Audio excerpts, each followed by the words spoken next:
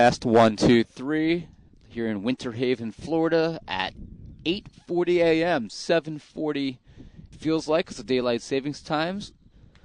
Good morning, Gavin. Good morning, Kendra. I think we got audio. I think we're good. Good morning, Gavin and Kendra. My beautiful kids watching back in Howell, New Jersey. Good morning, hon. 1, 2, 3 tests. Audio looks good.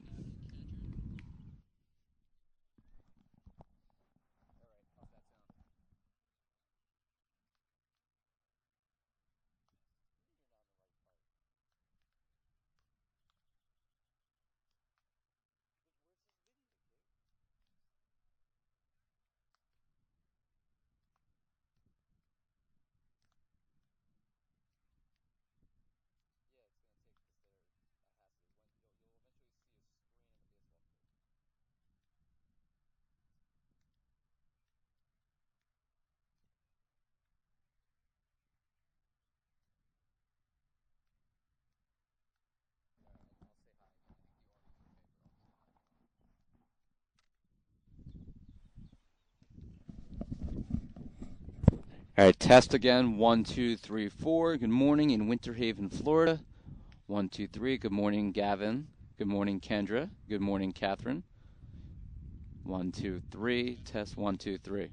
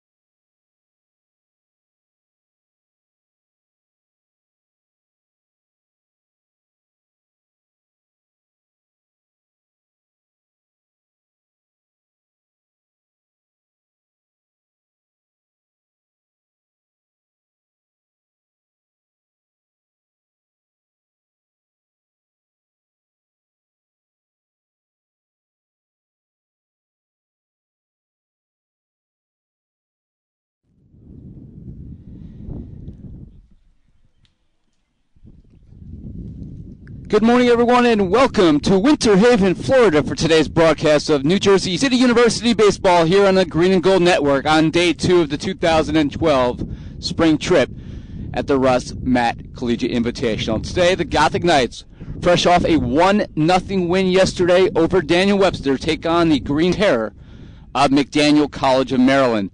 Gothic Knights will be the home team today after being the road team and batting first in yesterday's neutral field game. And today the Gothic Knights take on the Green Terror team that is now 3-3 on the season after a sweep of Lesley University in yesterday's non-conference action.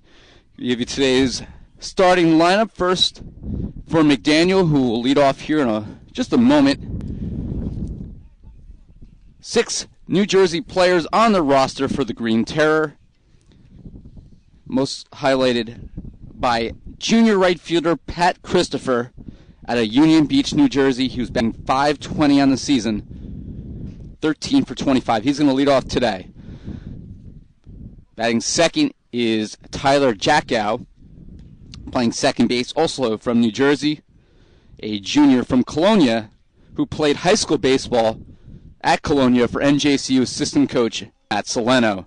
The left fielder is number 17, Jimmy Najera, out of Fort Washington, Maryland. He's the left fielder batting third. A DH is number 12, James Chiarello, also out of New Jersey, East Windsor, New Jersey.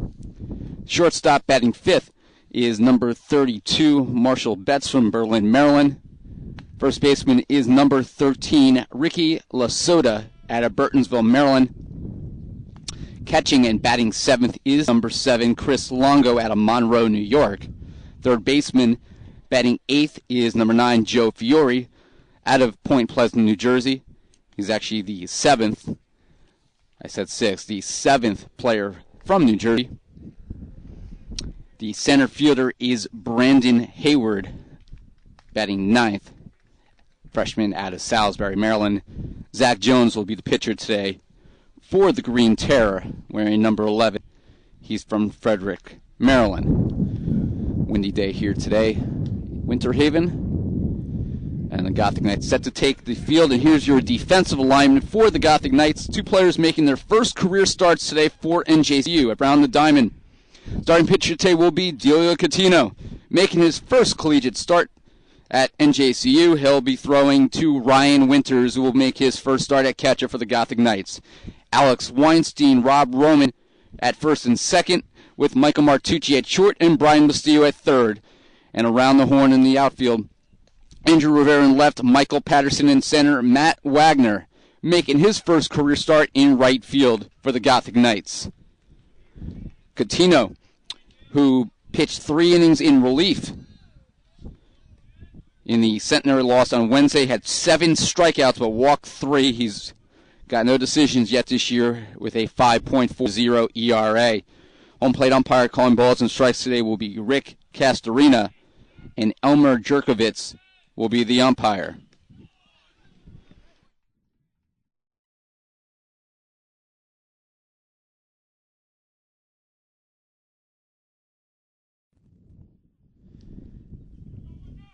An early Sunday start here in Winter Haven, with the clocks being sprung forward today. We all lost an hour of sleep, so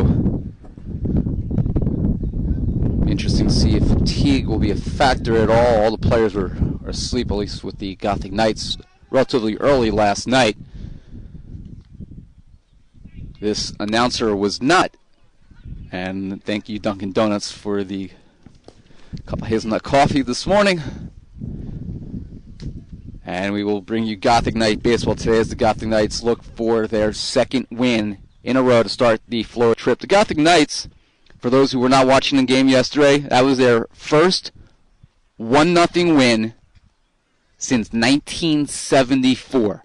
You heard that right. 38 years it's been since the Gothic Knights have won a game 1-0. And Nelson Maldonado yesterday was absolutely brilliant.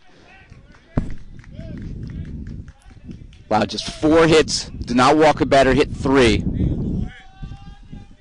And the Gothic Knights today will try to win Game 2 against a very good McDaniel team out of the Centennial Conference.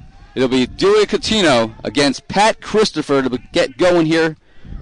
And the first pitch is a ball. Christopher, junior left-handed hitter, 6'2", 185, Union Beach, New Jersey, went to St. John Vianney High School.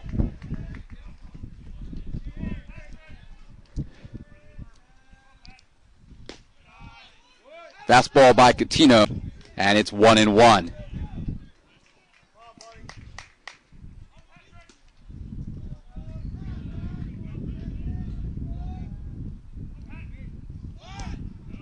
That is low, and it's 2-1.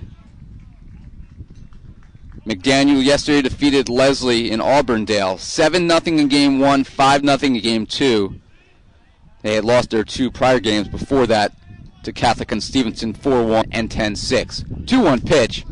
That's high, just off the plate, and the count is 3-1.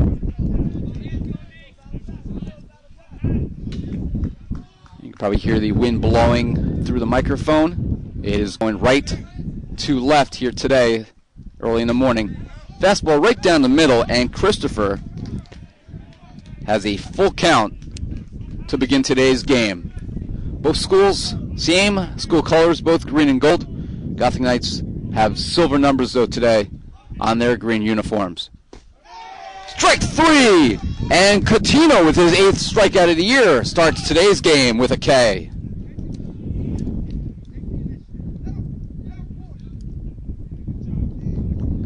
As only the 3rd time that Christopher has struck out in 26 plate appearances this year.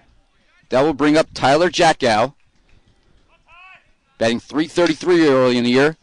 Ground ball up the middle. Martucci's there to throw to first, is in time. He and Roman both converged there behind the mound in front of second base, and Martucci makes the play for the second out.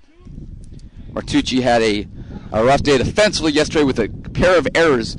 We originally scored one error, an error on Alex Weinstein, the first baseman, but after going back and reviewing video, it was a close play. We decided that Martucci's throw was too far off the bag to credit Weinstein with an error, so Martucci had 2 error day yesterday. That will bring up the left fielder, number 17, Jimmy Najera, who's 5 for 17 so far this year in 6 games, betting .294. That's 2-0 to Najera.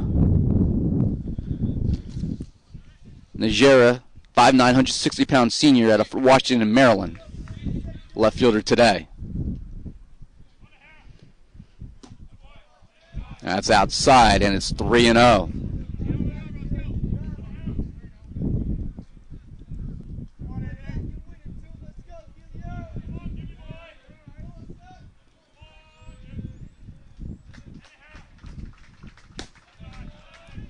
And Najera walks on 4 pitches, 4th walk of the year for Coutinho, and that will bring up the designated hitter and the number 4 hitter, number 12, James Chiarello, batting 6 for 21 so far, 286 hitter overall. Chiarello, 6'3", 240-pounder from East Windsor, New Jersey, Lawrenceville Prep High School. He is a sophomore right-handed hitter. Swings and misses at the curveball in the dirt.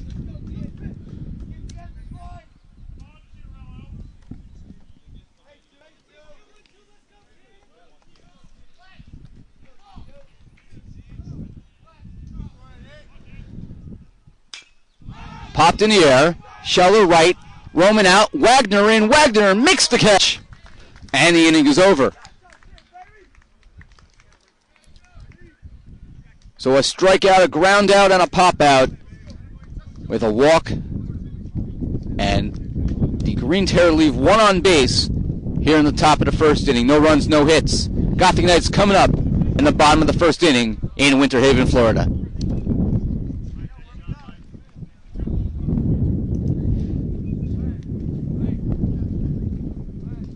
And here is today's batting order for Gothic Knights. Similar lineup, 7 of the same 9 players that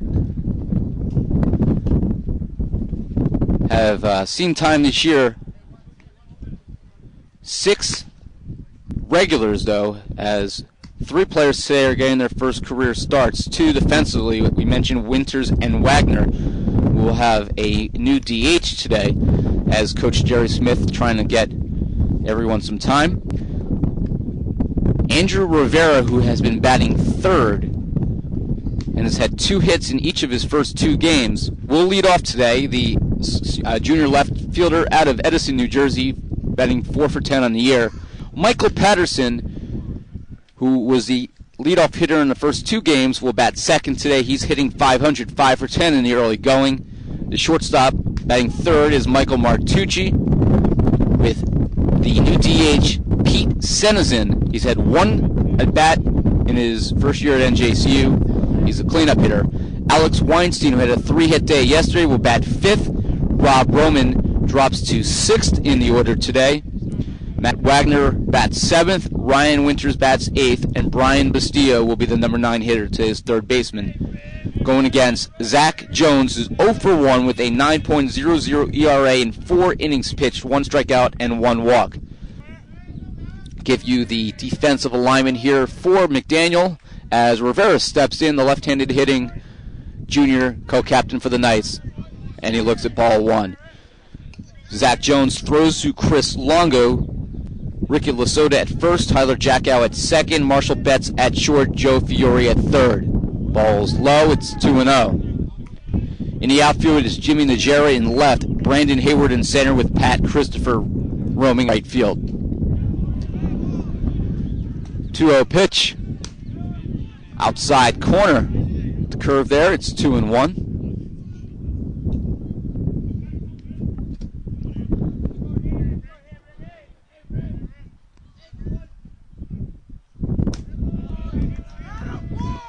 Just a little high, and it's 3-1 to Andrew Rivera.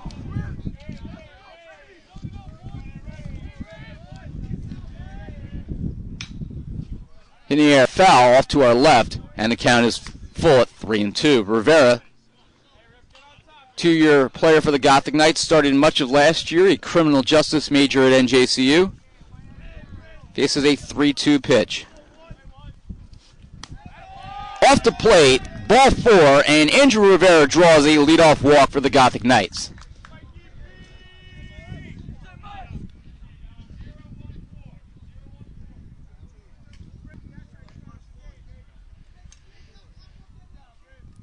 For Rivera, that is his first walk of the season in 10 plate appearances, and that will bring up Mike Patterson.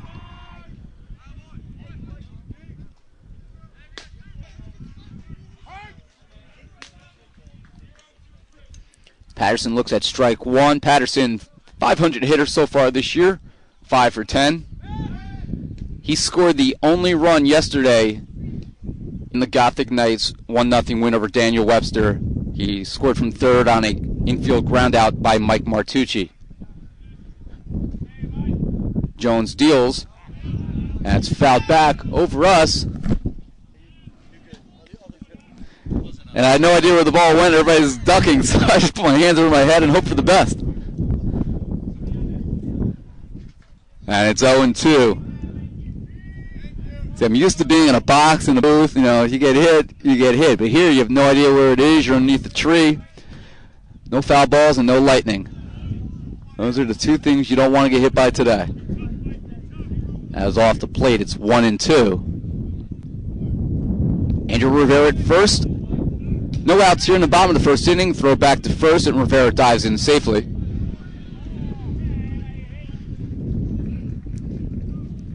Ira Thor with you here on the Green and Gold Network. Sports Information Director here for NJCU, and we're happy to bring you the live play-by-play from Florida. Rivera takes off. The throw to second is not in time, and Andrew Rivera slides in safely with the stolen base as Mike Patterson strikes out.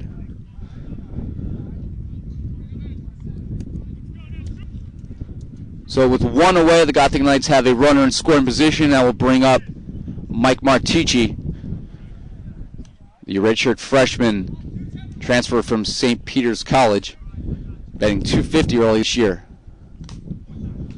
And first pitch is a called strike. For Rivera, that's his second stolen base in as many tries so far this season.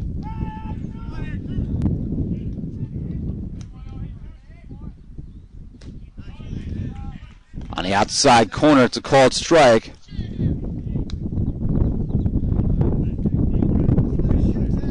And it's 0-2.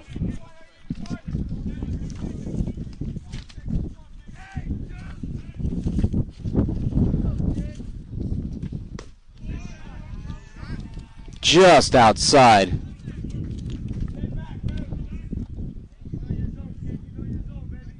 One ball and 2 strikes to Jones, who steps off here.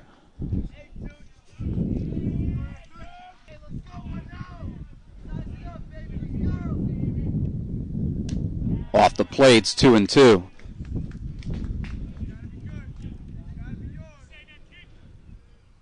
Jones has made one other start.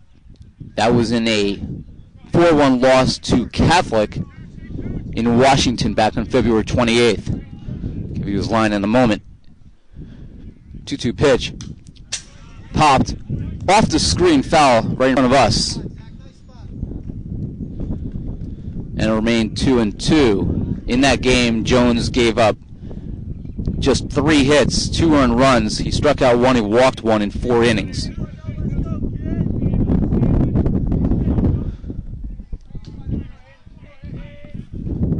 Rivera with a healthy leadoff second. Jones steps off. Rivera is a threat to steal anytime he's on base, as is Mike Patterson, the previous batter. Martucci fouls it off the screen in front of the Gothic Knight dugout. The Gothic Knights are on the first base side today as the home team. McDaniel on our third base dugout on our left. We are at Chain of Lakes Park, field number 2 here in Winter Haven, Florida, the former spring training home of the Cleveland Indians. Martucci swings and misses, strikes out for the second out. And that will bring up the designated hitter number 15, Pete Senizin, who was retired yesterday in his first at-bat of the season. Senizin spelled S-E-N-Y-S-Z-Y-N. And yes, I did not memorize that. The pitch to Senizin is high and inside.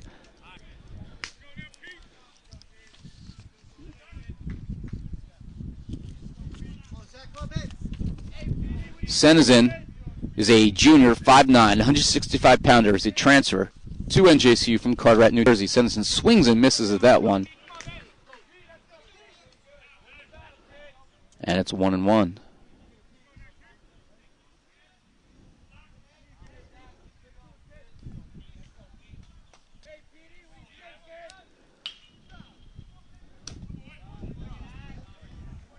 That's a little high. It's 2-1.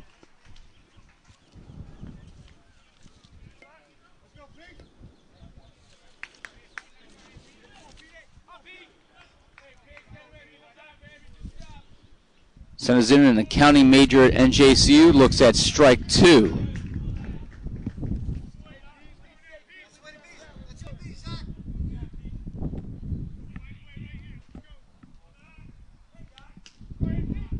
Jones looks at second. He deals off the plate, and the count is full to Senizin.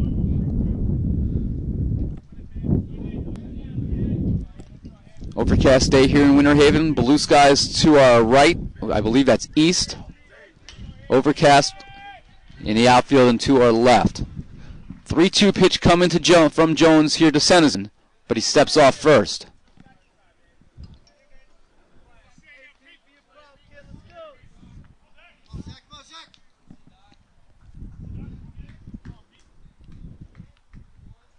And Senizin asks for time and steps out.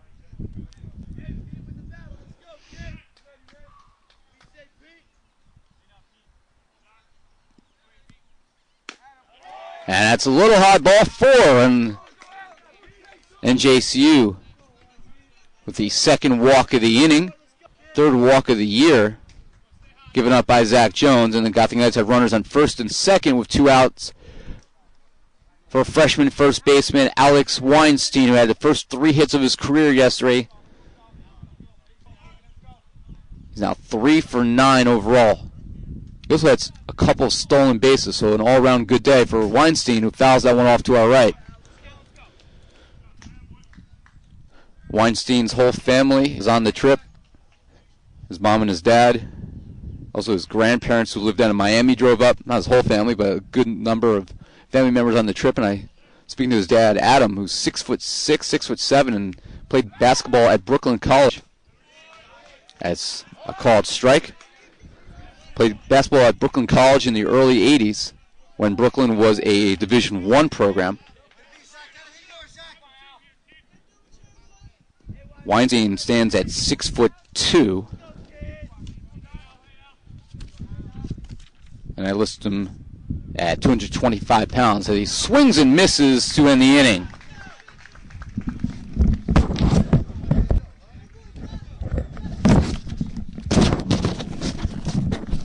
Now, as the paper blows away, the inning ends here as the Gothic Knights have a pair of runners walk, or leave a pair of runners on after a pair of walks, I should say. And in the first inning, no runs, no hits, and nobody left on, or 2 left on for the Knights. They've now stranded 24 runners in the first 19 innings of the 2012 season. Early Achilles heel for the Gothic Knights. And we'll see how they do as this game progresses. No score after 1 here in Winter Haven, Florida. We'll be right back.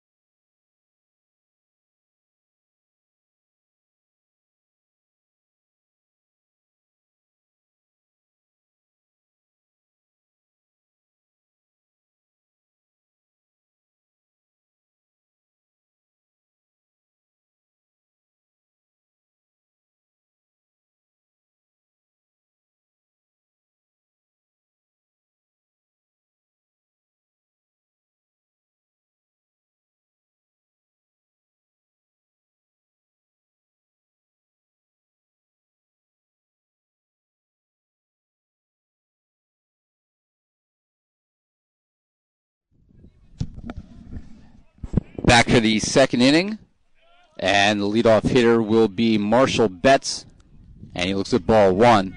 Betts, the shortstop today.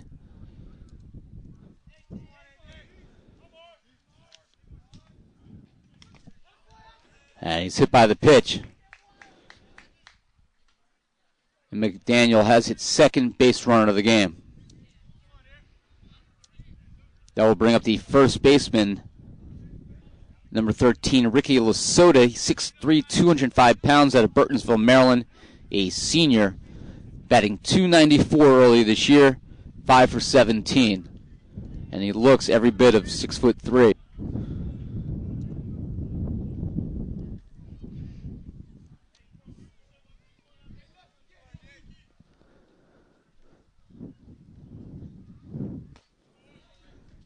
Tino dealing from the stretch, and it's a called strike on the inside corner.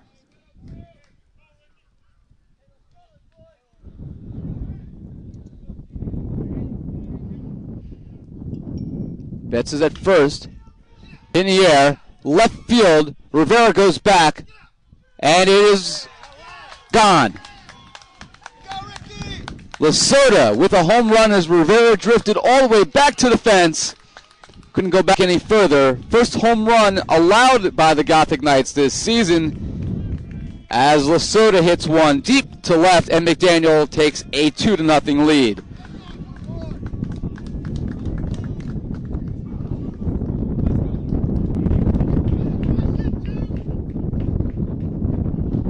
So the hit batter becomes costly for the Knights as McDaniel scores 2 rather than 1. And if nobody out here in the second inning, the catcher, Chris Longo, will be the batter. Longo 3 for 15 this year, batting .200. See how Catino deals. after giving up that home run, and the first pitch is a strike inside. So it's 2-0 Green Terror here in the top of the second inning. Catino, after giving up the home run, now ahead 2-0, or 0-2 I should say.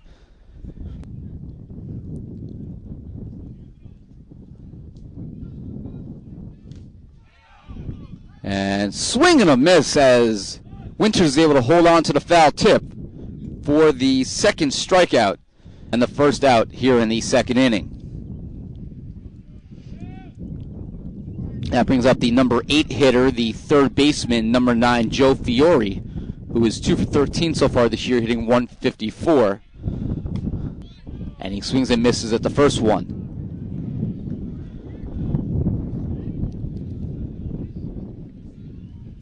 Fiore, sophomore, 5'10", 170-pounder out of Point Pleasant Beach, New Jersey.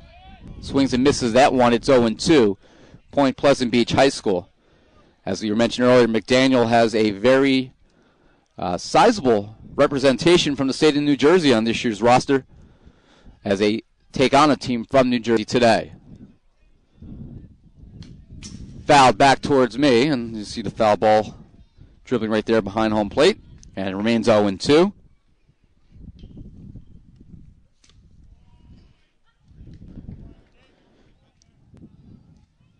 Tino deals, that's high.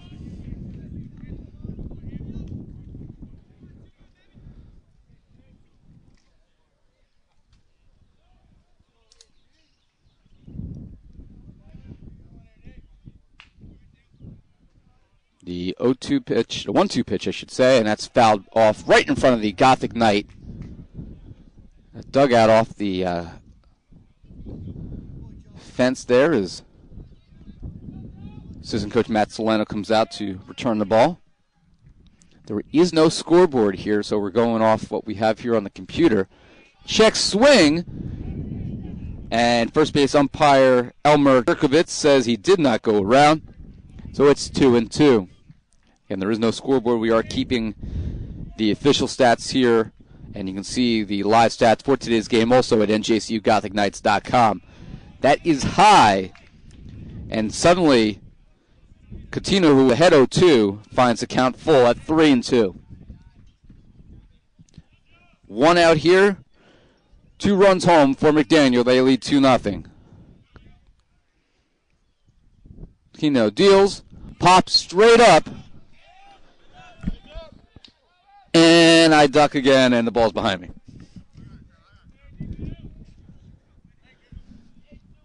Obviously, you can't see where we are based on the position of the camera, but right behind home plate, there is a tree. We're underneath the tree.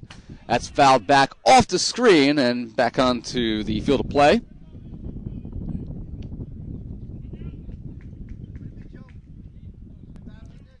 So this will be the 10th pitch of the at-bat. It's 3-2. Catino here against Fiore. The pitch is a nice curveball. Fouled off to our right and onto field number 1 here at Chain of Lakes Park, where another game is going on. And the battle continues. Fiore asked for time. It's granted by home plate umpire Rick Castorina.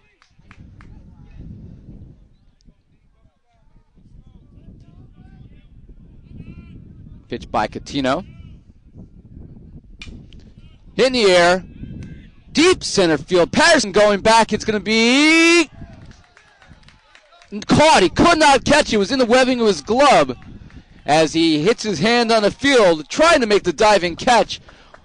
Matt Wagner threw it back in to Rob Roman, and standing at second base with a double is Joe Fiore.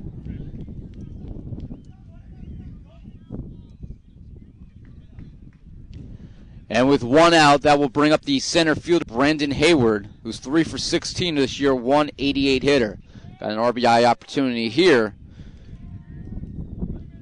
McDaniel's already scored 2 in this inning on the home run by Lesota. McDaniel will be the visiting team in today's neutral field game here at the Russ Matt Collegiate Invitational. Gothic Knights 1-1 in the year, McDaniel 3-3.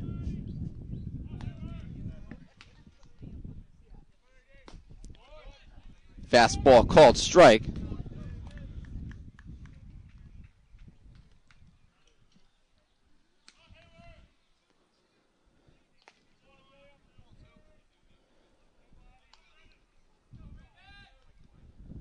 Swing and a miss. And it's 0-2 to Hayward.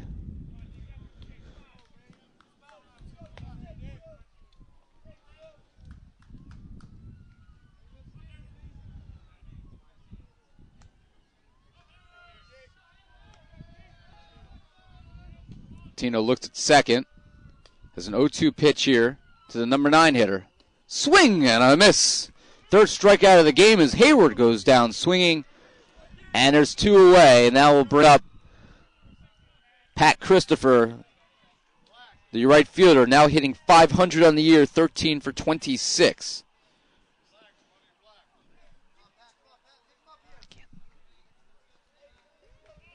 Christopher struck out looking in the first inning. And the first pitch is a ball.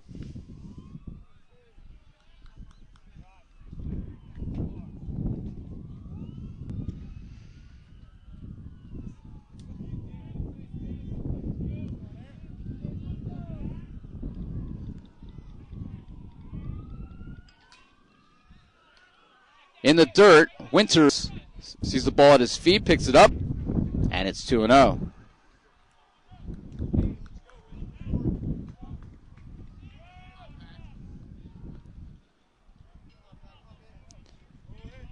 Christopher, who played on a summer league that Jerry Smith, the head coach for the Gothic Knights, coached against, and he raved about Christopher's skill coming into this game, and talented leadoff hitter for McDaniel has a 2-0 count at his favor right now.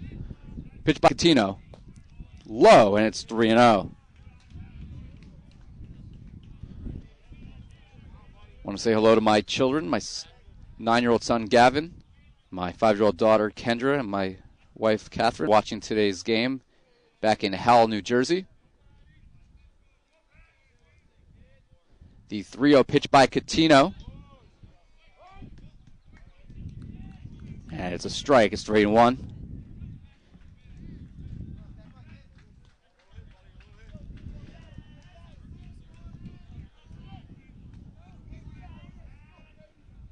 Catino steps off.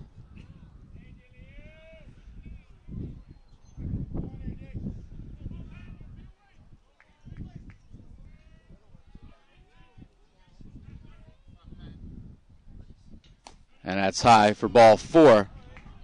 So Christopher walks with 2 outs. Second walk of the game given up by Catino, and that will bring up another Jersey player in Jackow. Tyler Jackow, the second baseman, grounded out to short in his first at-bat. Jackow, 5'8", 165-pounder, junior at Colonia, New Jersey. Jackow was a high school teammate of today's Gothic Knights starting pitcher, Delia Catino, so they know each other well. And was 2 years ahead of Gothic Knight right fielder Matt Wagner in school. So a lot of Colonia representation on the field today for the Gothic Knights and the Green Terror. A lot of players that know themselves, know each other very well, and as they have a meeting at the mound to discuss the strategy here against Jackow.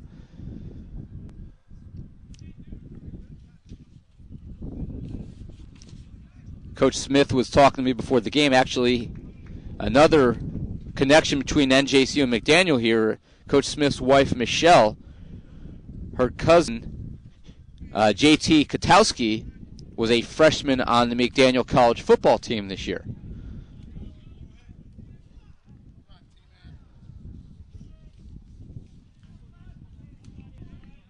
So Jackow with Christopher on first and Fury, who doubled on second. And McDaniel leading 2-0 will face Catino here in the top of the second inning.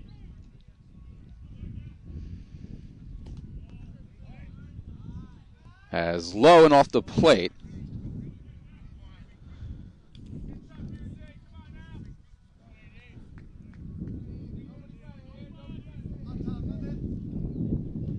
As the wind continues to blow from right to left. Ground ball towards shot. Martucci, the high hop, the throw to second. Not in time. And everyone is safe. Christopher sliding in just before Roman got to bag and applied the tag to the base. And the bases are loaded.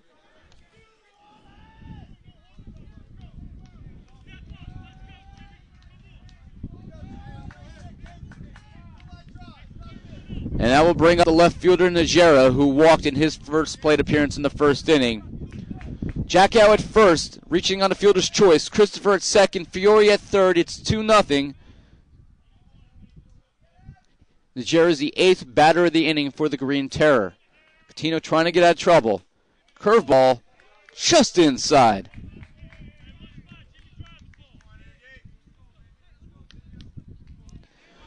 .42 pitches so far by Coutinho, 24 for strikes. Looks to second. Throws home, and it's low. And a walk here is not good for the Gothic Knights. It would bring home a run with the bases loaded.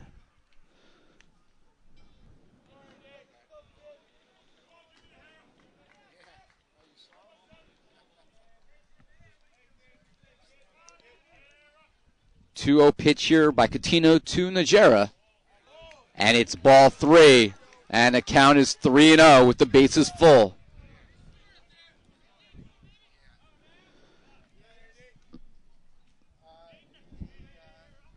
We are at Chain Lakes Park, field number 2. 2 of 7 fields here at the former home of the Cleveland Indians.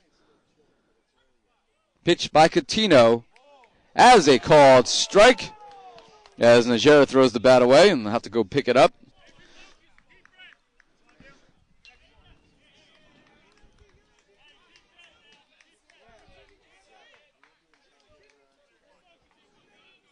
A big pitch here by Coutinho. It's fouled off to our right, and out of play, and lands just beyond the left field fence of the adjacent field where another college game is going on right now, and the count is 3-2. Coutinho against Najera. Coutinho trying to get out of trouble here with the bases loaded in the top of the second inning.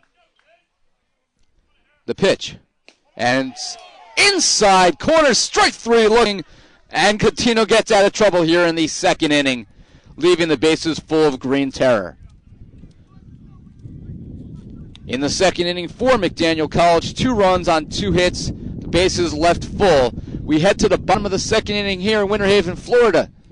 Gothic Knights trailing 2-0.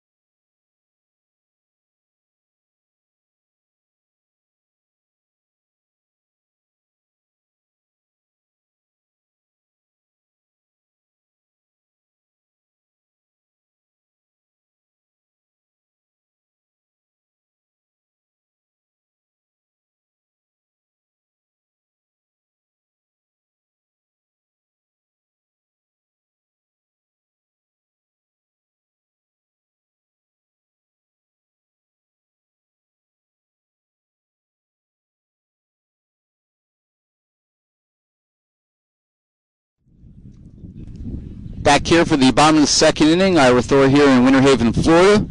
The Gothic Knights will send up their 6, 7, and 8 hitters, Rob Roman, Matt Wagner, Ryan Winters. And Rob Roman, the second baseman, hitting 200 so far this year. Lead off for the Gothic Knights as we bring in the bottom of the second inning, NJCU trailing the Green Terror 2-0. Jones. Fastball is a little low. Left my jacket back at the hotel this morning, and I'm not complaining because I'm in Florida, but I do wish I brought it with me. It is a little chilly here. And it's 2-0 here. Game time temperature was 68 degrees. Expected high today is about 75. Won't be one of the cooler days of the trip. Called strike, it's 2-1. According to the forecast, this is the only day this week that is expected to be overcast. It's supposed to be sunny the rest of the trip. So a lot of good baseball weather for the Gothic Knights. Roman hits the ball to right field. Christopher's right there. Doesn't have to move much and makes the easy put out. One away. I'll bring up the right fielder, Matt Wagner, who's had just one career at bat, again making his first career start today.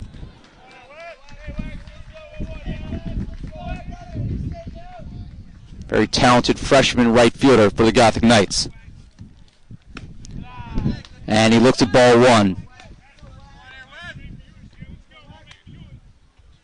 Wagner, 5'11", 176-pounder out of Colonia, New Jersey, right-handed hitter.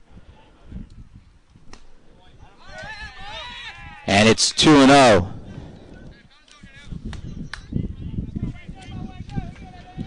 Wagner is an accounting major.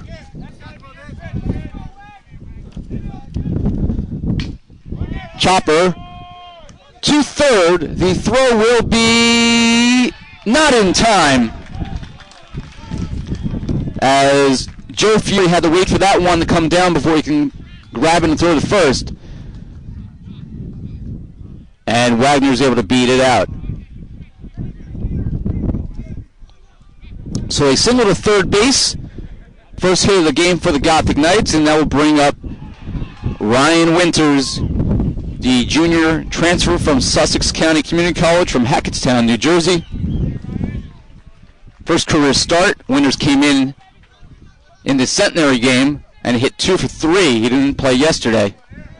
He and Mike Cassiano battling for the starting job this year.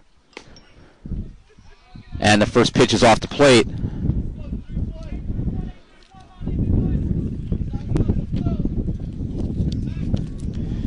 Winters is an undeclared major right now.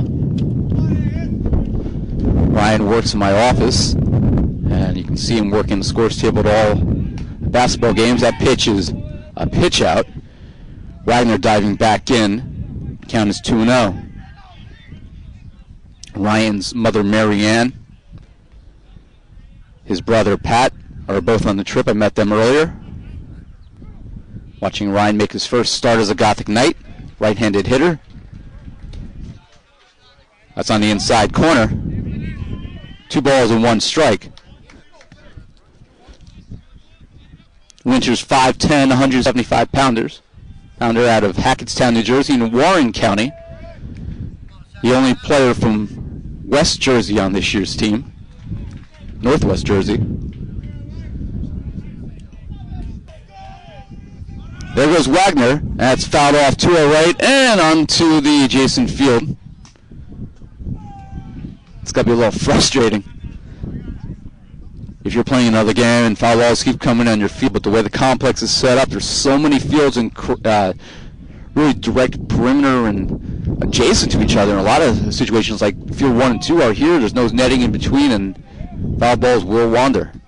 The pitch is shoulder high, and the count is full with 1 out here in the bottom of the second inning. NJCU, McDaniel College, the Russ Matt Collegiate Invitational here in Central Florida. Game 2 of the trip for the Gothic Knights as Wagner dives in safely.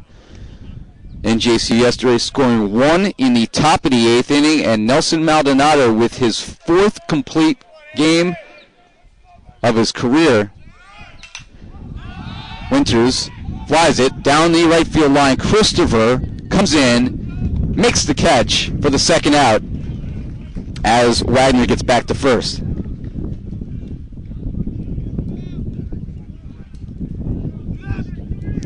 So 2 away, and that will bring up Brian Bastillo, the junior third baseman for the Gothic Knights.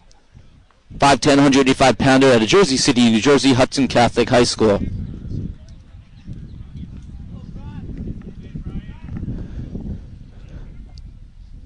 Bastillo chops it foul along the first base side. Bastillo made 3 tremendous defensive plays yesterday. 2 leaping snares of line drives, both in the webbing of his glove, and then he also orchestrated a 5-5-3 inning-ending, rally-ending double play. Dive Wow, easy for me to say. Diving back in the first is Wagner. Bastillo was pinch hit for late in the game yesterday. Then Juan Cruz came in and played third base defensively. And we'll mention why that's important in a second.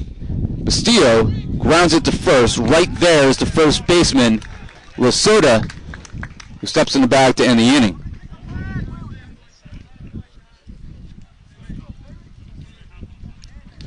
So second inning for the Gothic Knights. One hit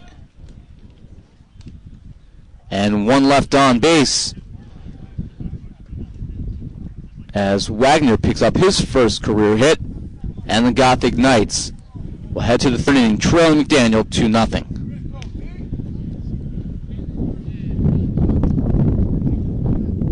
We were talking about Cruz coming in yesterday,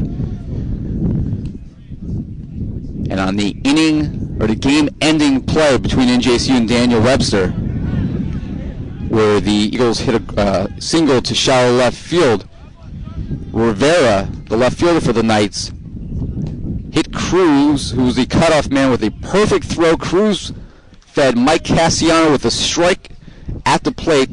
Cassiano did a great job of blocking the plate on the third base side and applied the game-ending tag to the shortstop for the Daniel Webster Eagles, as NJCU prevailed 1-0. Again, their first 1-0 win since 1974 yesterday. And obviously, if you're the head coach of the other team, you're going to argue the call. Any coach in the country would. We were able to freeze the video, and if you go on NJCU.com, you can actually see the picture in the lead story showing that Cassiano did indeed apply the tag. You can see the white hand of the sliding runner just short of the plate as the game ended yesterday. So we go to third inning here, and it's Chiarello, the designated hitter, his second at bat of the game. He flew to right in the first inning, and he swings and misses at the first pitch before fouling this one off to our right, and it's 0-2.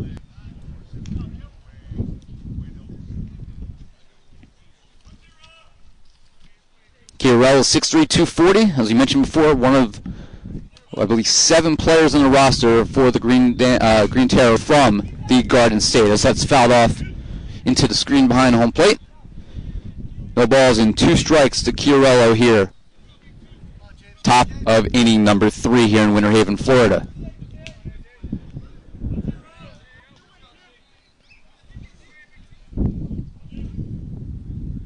Inside, and it's 1-2. As I look around the field, good family support by both the NJCU parent and the McDaniel parents. A lot of people coming down to Florida, watch their sons play in this year's spring trip.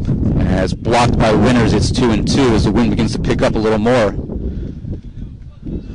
30% chance of rain, according to the weather forecast.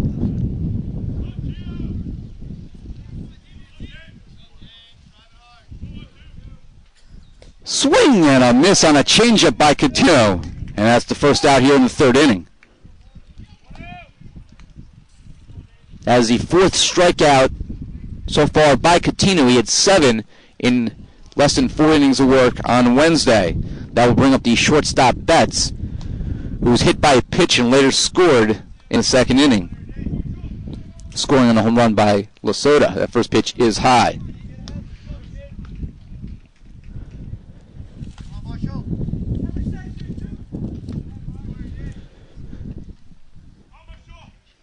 Betts is a sophomore from Berlin, Maryland. 6'1", 200-pounder as he looks at a strike.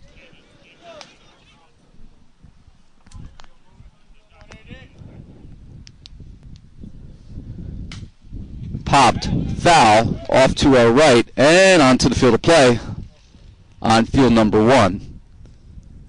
We are on field number 2. So 1 ball, 2 strikes here to Betts.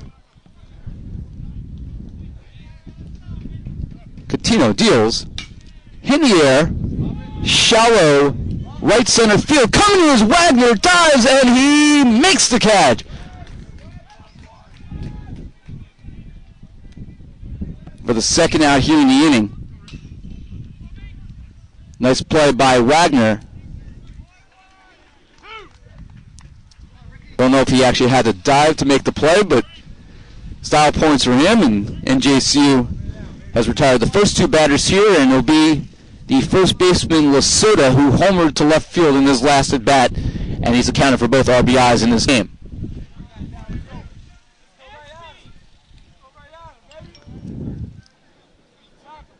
Lasota, a 6'3", 205-pound senior out of Burtonsville, Maryland. That's a called strike.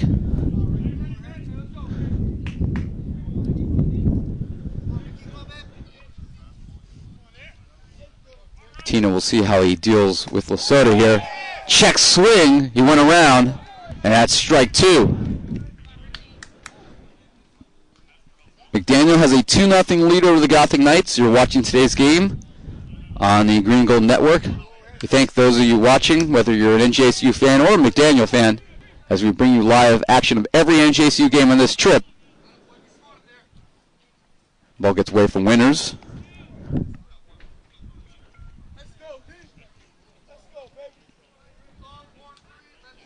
Two balls and a strike, or I should say 1 ball and 2 strikes.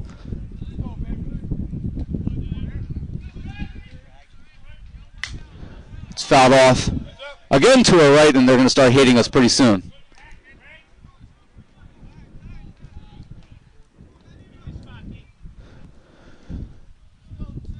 Apparently field 1 is not the place to be today.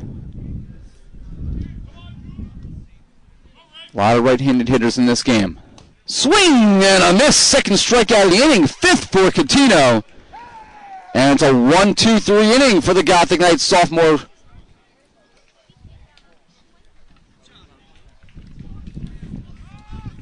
Third inning for McDaniel. No runs, no hits, nobody left on. We head to the bottom of the third inning. It'll be the 1-2-3 hitters for the Gothic Knights. Rivera, Patterson, and Martucci when we come back.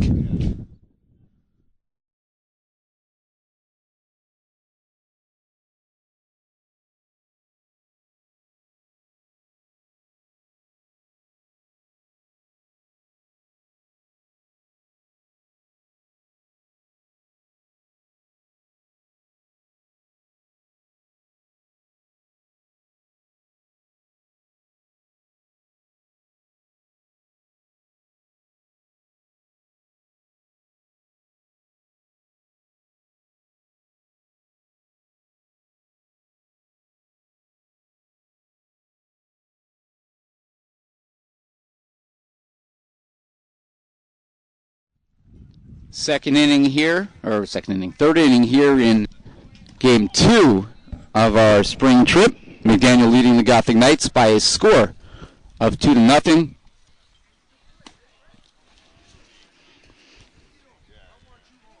For those who are unfamiliar with McDaniel, they are a member of the Centennial Conference. They used to be known as Western Maryland,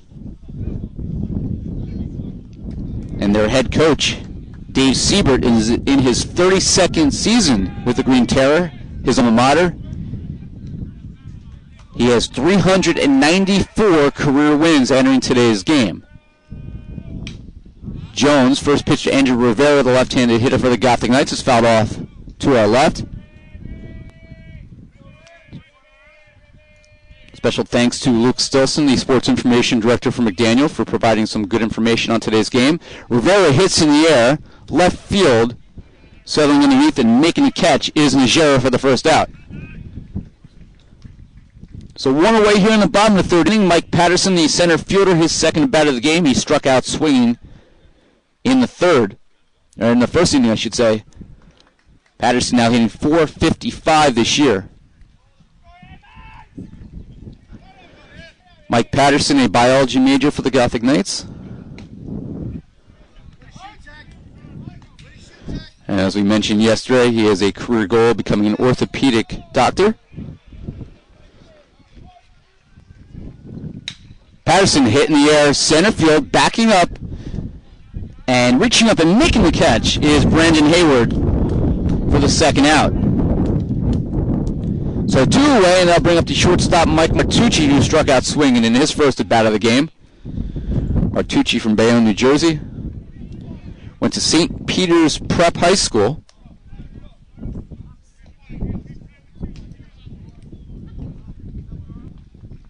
That's high. Martucci ducks.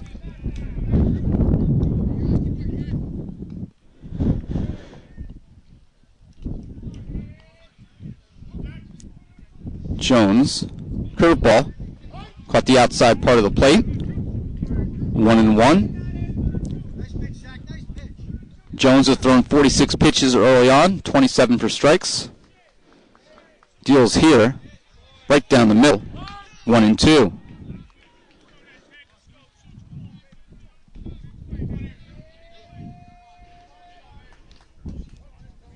One ball and 2 strikes. 2 outs here, bottom of the 3rd inning. Green Terror lead the Gotham Knights 2-0. Pitch is outside and low. 2-2.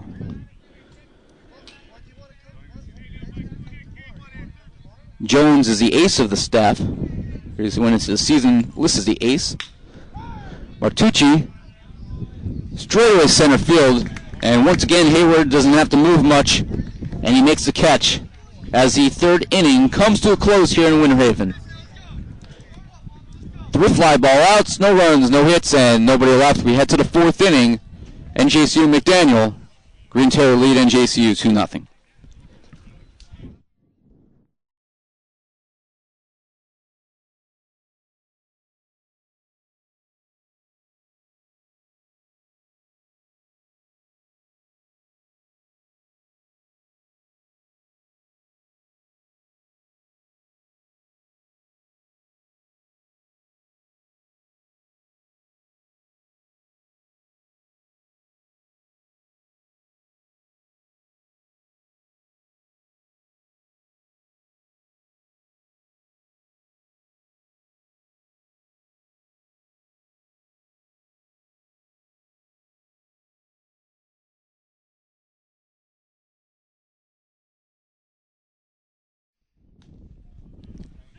Fourth inning here, and it'll be McDaniel's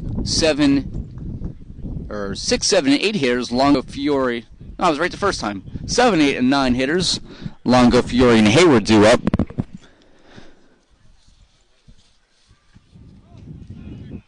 Talking about the players on this year's roster from New Jersey. And I just did a quick count. There's actually 8 players. You got Dan French from Williamstown, New Jersey. Matt Bajuk from Morristown, New Jersey. Tyler Chickow, starter today from Colonia, New Jersey. Joe Fiore, a starter from Point Pleasant Beach, New Jersey. James Chiarello, a starter from East Windsor, New Jersey. Pat Christopher, starter from Union Beach, New Jersey. Tom Gallows from Bernardsville, New Jersey. Coutinho's pitches hit foul of first base. And Casey Maluli is from Wall, New Jersey. So 8 players from McDaniel from the Garden State. Longo down 0-1 at fouling that pitch right at the bag.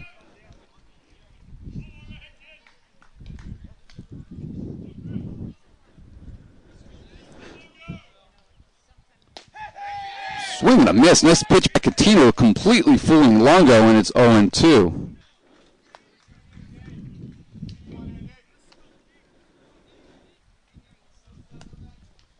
Coutinho deals. That's high.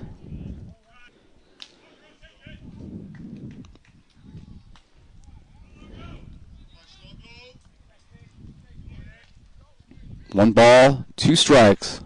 Swing and a miss. Strikeout number 6 for Coutinho, who is now has 13 strikeouts in just under 7 innings as an NCAA pitcher at NJCU. 1 away, and I'll bring up Fiore, the third baseman, who had a double to deep center in the 2nd inning.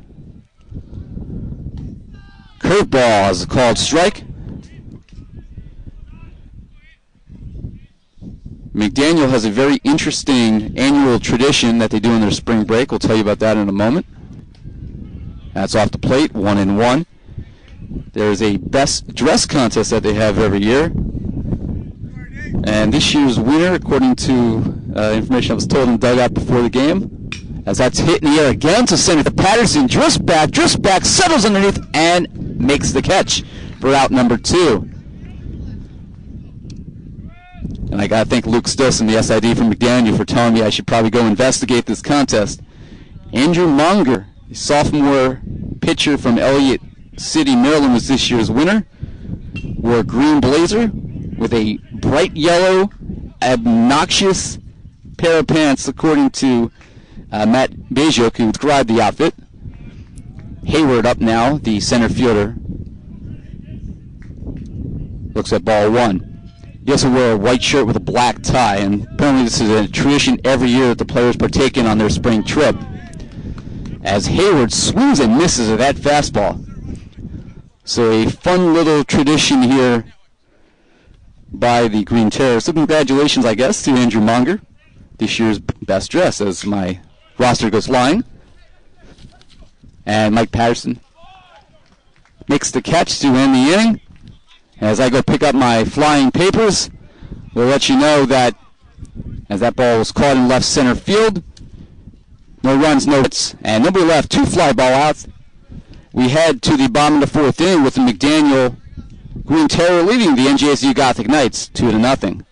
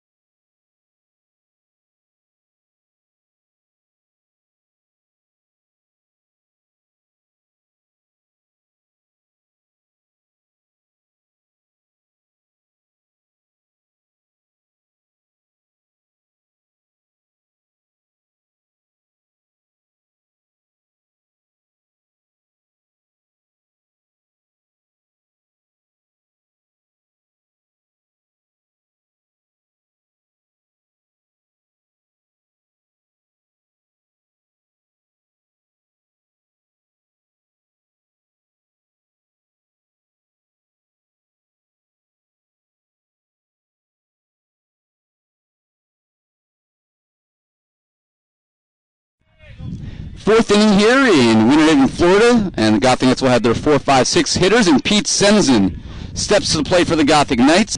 Still looking for his first hit at NJCU, and he swings and misses at the 50th pitch of the game by Jones. Windy day, papers just flying everywhere. Making use of an iPhone as a paperweight right now as Senzen faces a 1-1 count. Swing and a miss, and it's 1-2. Ira Thor with you here on the Green and Gold Network. Gothic Knight baseball all week here. Tomorrow the softball team will begin their 2012 season. 8-day swing down at the Gene Cusick Classic in Fort Myers. Senzen fouls it off to our right, and into the infield number 1. We should keep a count of how many balls land in that field. By my guess, that's 6 so far. See if we can get into double figures. That's off the plate and goes all the way to the backstop. 1-2.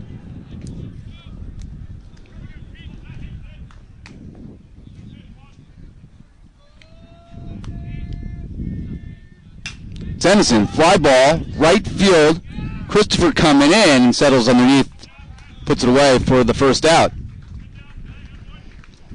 So Senzen now 0 for 3 to start his Gothic Knight offensive career, and that will bring up first baseman Alex Weinstein, who's now batting 3 for 10 in the year, batting 300 even. Weinstein struck out swinging to end the first inning. This is his second bat of the game.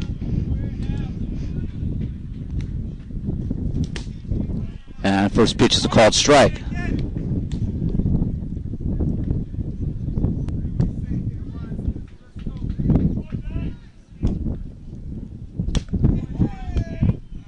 One and one. We say hello to former Gothic Knight Rob Gonzalez, who's watching the game in Britain, New Jersey. Hit in the air, right field. Christopher again coming in, and right center makes the catch. That's out number 2. So 2 fly ball outs. Rob Roman now hitting 182, comes to the plate. The second baseman batting 6th today for the Gothic Knights. McDaniel leading by a score of 2-0.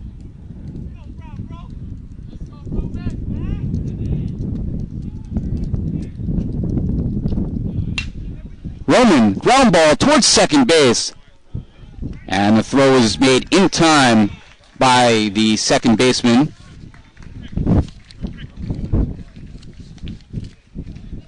Tyler Jackow, and that ends the inning.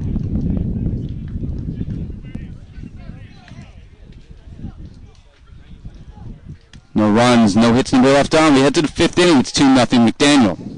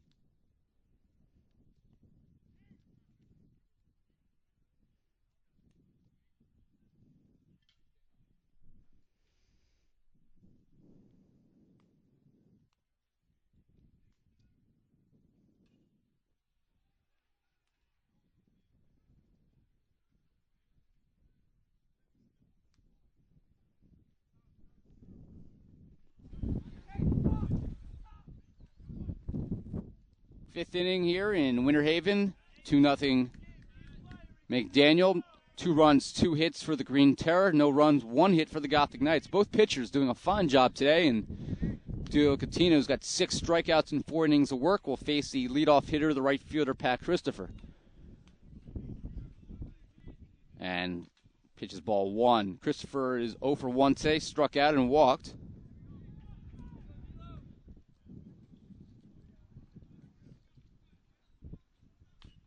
Fouled back right at us and did not flinch. I'm used to being right behind home plate at the Garrity Complex. I'm very proud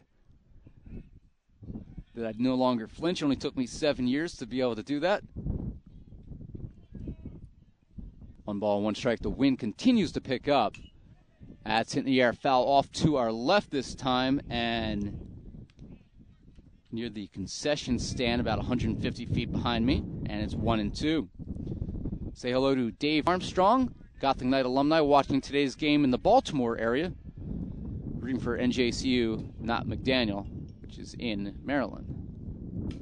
Foul, no, it's in fair territory. Brian Bastille with the play, not in time, and Alex Weinstein complaining to first base umpire Elmer Jerkovitz saying he was on the bag.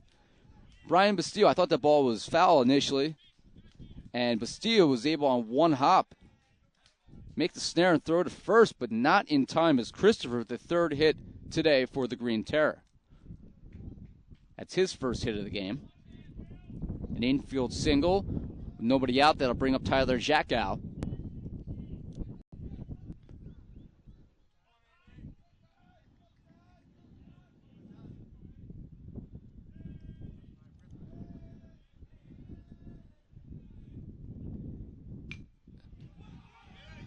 Bunt, laid down. Catino will get the shore out at first. On the sacrifice, Christopher moves over to second.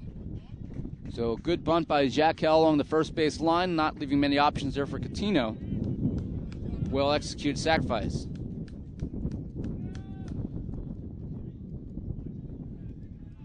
So 1 out, runner on second base, and Najera, who's walked and struck out, batting .278, will be the batter for McDaniel.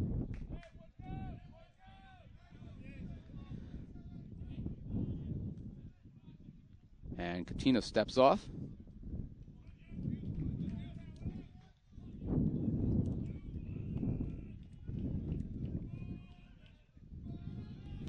Throw back to second base trying to pick off Christopher. Goes into center field, but Mike Patterson backs that one up nicely.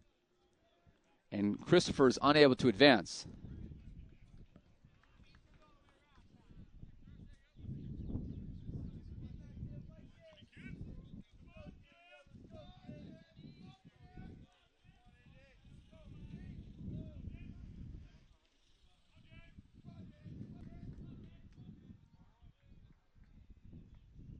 Swing, and a late swing at that by Najera.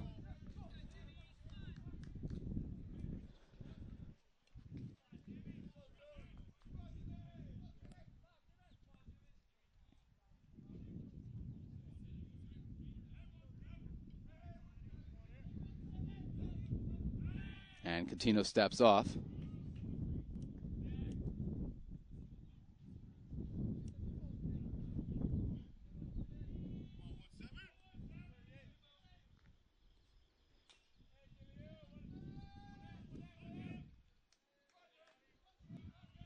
Coutinho continues to look at Christopher over at second base.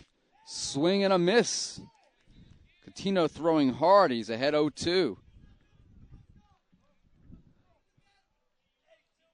Coutinho, one of the top additions to this year's team by first-year head coach Jerry Smith. Coach Smith, who won his first game as a collegiate coach yesterday after 9 years at JFK Island. And Coutinho steps off, and we congratulate Jerry's father, the athletic director at St. Joe's Metuchen. His team won the parochial B state championship yesterday in boys basketball, and will be one of 6 teams in this year's New Jersey Tournament of Champions. Very good team that I've seen play this year. Their best players going to Temple next year, and they have a 6'10" freshman center. The last time they had a center that big, his name was Andrew Bynum, who's now playing for the Los Angeles Lakers. Pitch by Coutinho, just off the plate.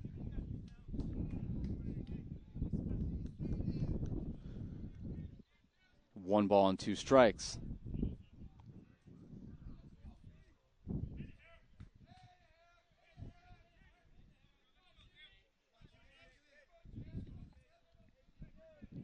Christopher stands at second. There's 1 out. McDaniel leads 2-0. We're in the top of the 5th inning. Inside corner, strikeout looking by Coutinho for out number 2. And he continues to get better as the game goes along.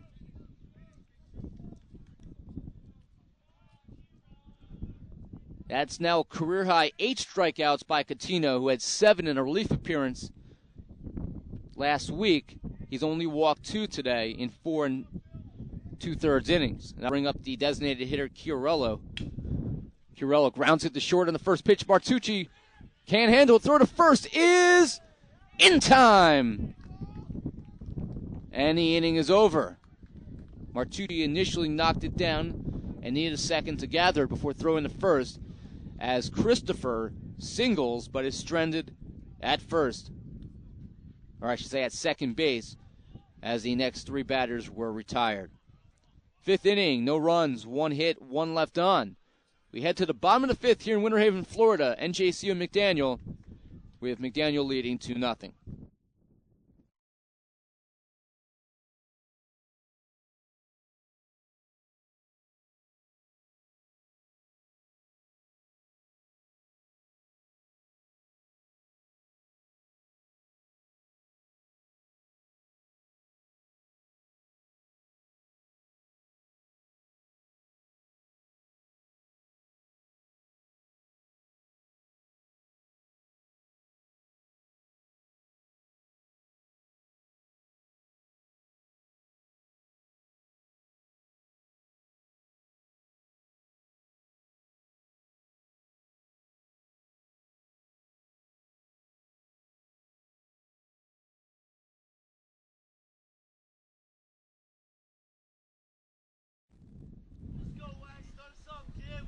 Fifth inning here in Winter Haven, and it'll be Wagner leading off for the Gothic Knights.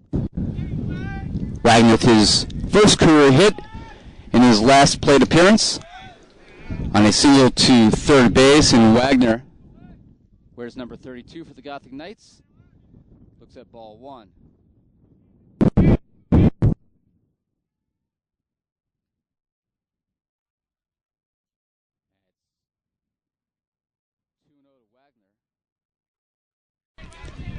Couldn't hear myself up. There we go.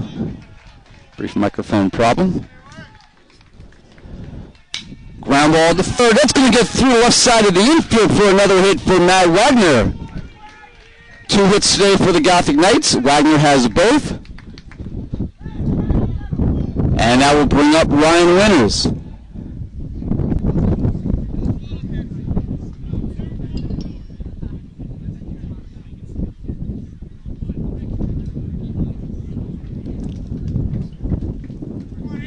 Winters hitting 3 for 6 so far this year, batting .500. Flew out to right field in his first at bat. And that's a called strike. Say hello to former Gothic Knight pitcher Jay Aguiar watching today's game. Throw back to first. And Wagner stands at first base with NJCU trailing 2-0. 2 runs, 3 hits, no errors for McDaniel. 0-2-0 for the Gothic Knights.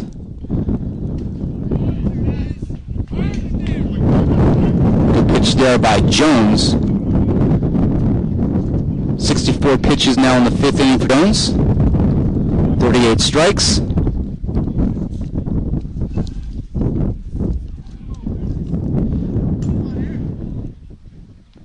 Pitch to Winters. That's high. 2 balls and a strike.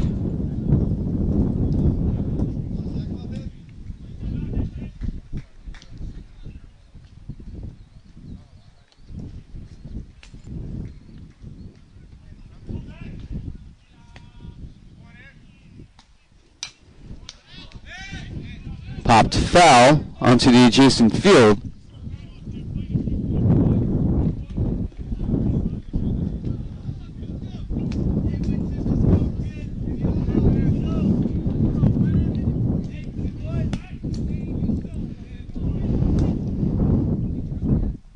Inside.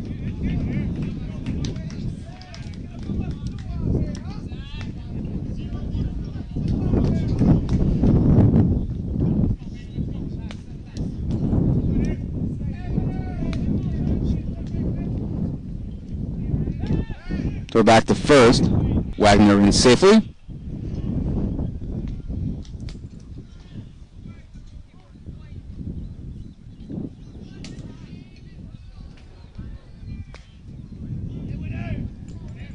Jones deals. Liner center field. That is a base hit for Ryan Winters. Wagner goes to second, and he will stop there as Hayward was able to gather that one. The shortstop, that's a good job getting to the middle of the field and leaping, but it was over his head, and Ryan Winters has his 4th hit of the year, his first hit today.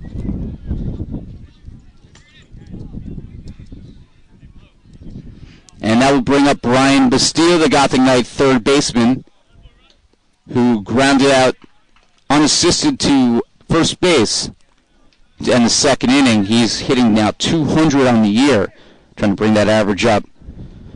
Obviously known for his defense more than anything. See him meeting at the mound here. McDaniel's pitching coach this year in his first year is Ryan Graves. He used to be a pitcher for the Green Terror. He was on the staff last year.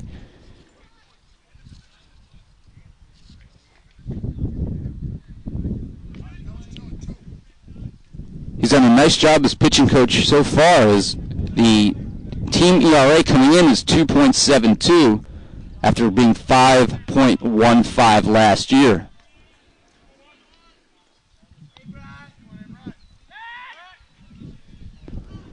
So Brian Bastille with runners at first and second and nobody out.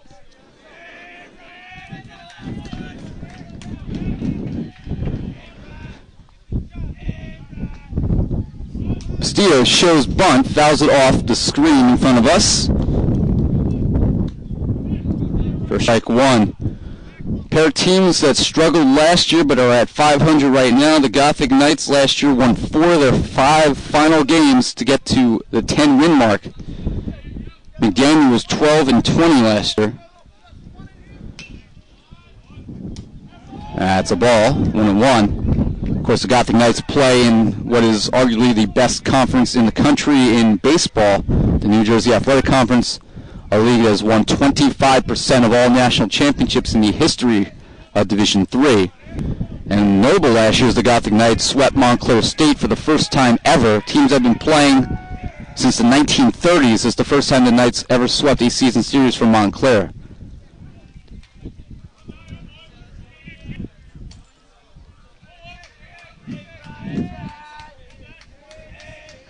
One ball, one strike. Bastillo showing bunt. Bunts it. The pitcher dives. It's going to fall into no man's land, and everyone will be safe.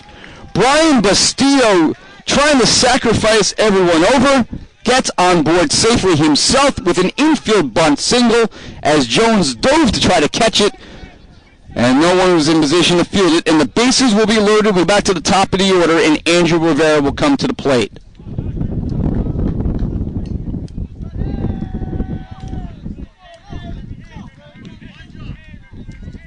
Rivera is 0 for 1. He's batting .364 in the year. He flew to left field in the third inning. He also walked and comes to the plate with the bases loaded and nobody out.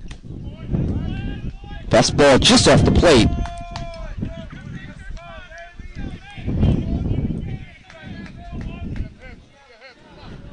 Andrew's mom and dad on the trip. His father standing to my right watching his son. Ground ball. Second base, Jacka flips the short throw to first, is in time for the 4-6-3 double play. While no RBI for Rivera, it does bring home a run, and the Gothic Knights now trail 2-1.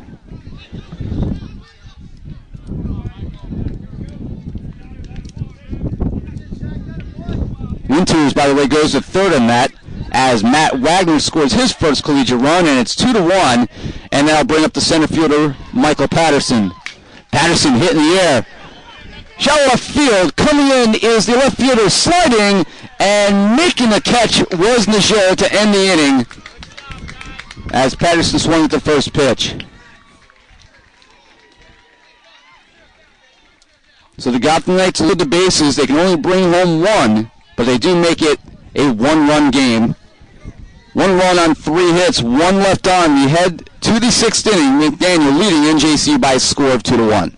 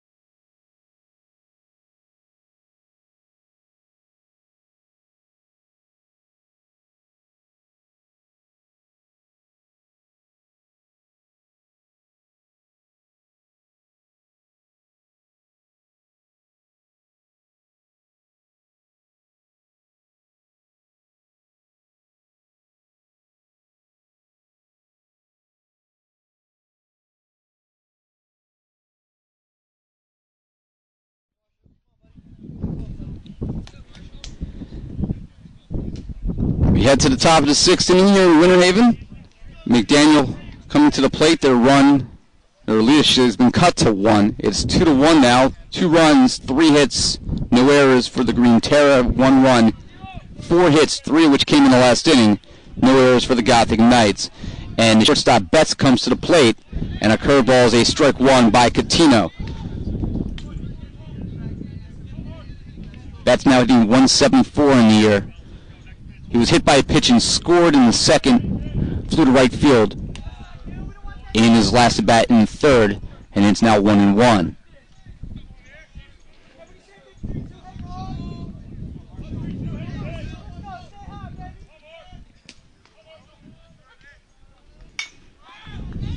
hit in the air. Shallow infield on the right side.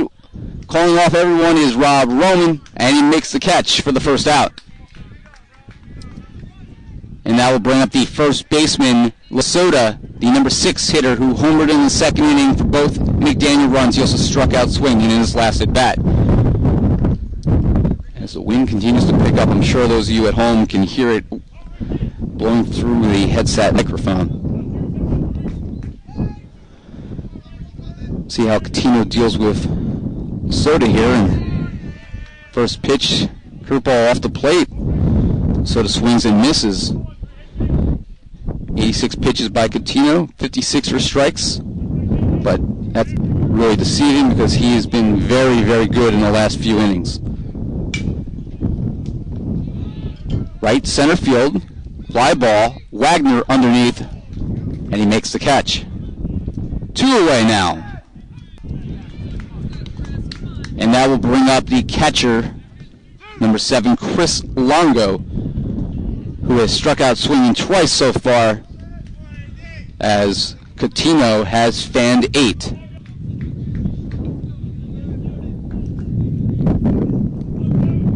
And after this inning, I'm going to take a quick break, so there might be a quick pause. But we'll leave the camera on until I return. First pitch is a called strike. Coutinho deals. Strike 2 as Coutinho in complete control of the strike zone now.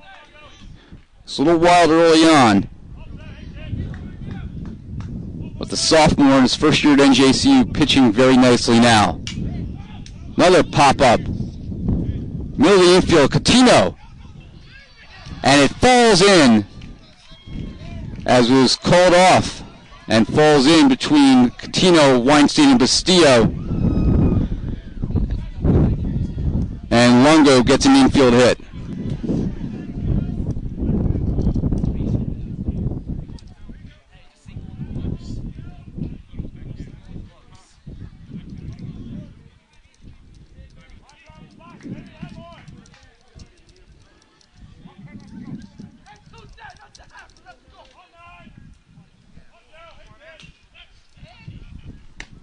Pitch out here is Longo leads off.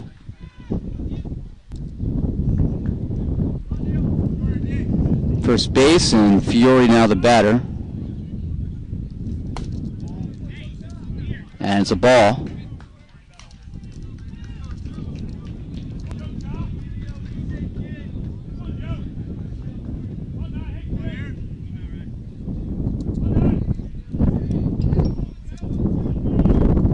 Fiore batting 200 now in the year. Fly ball, right field. Coming in is Wagner, makes the catch, and the inning's over. In the 6th inning, no runs, 1 infield pop fly that fell for a single, and 1 left on. You head to the bottom of the 6th inning. It's 2-1 McDaniel.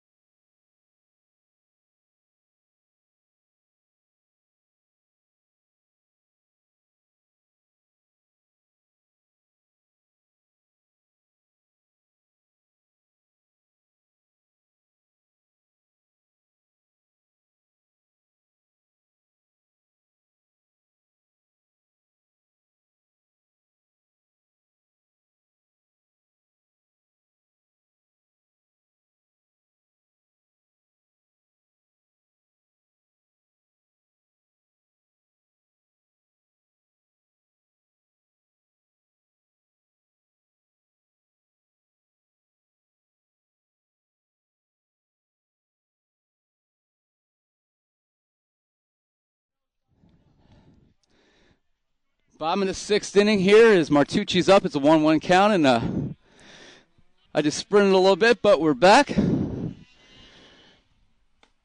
Not winded too much. It was actually a 1-2 count, and Martucci strikes out looking.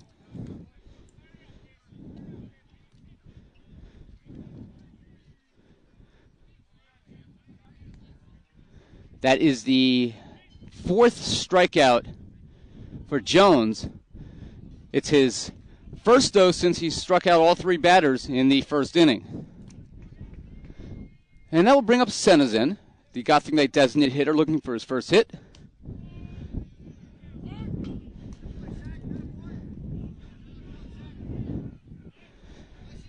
Called strike. A little more windy than I thought. Wow. 1-1. It's probably about 100 yards to the restroom and the concession stand. Senazin shows bunt.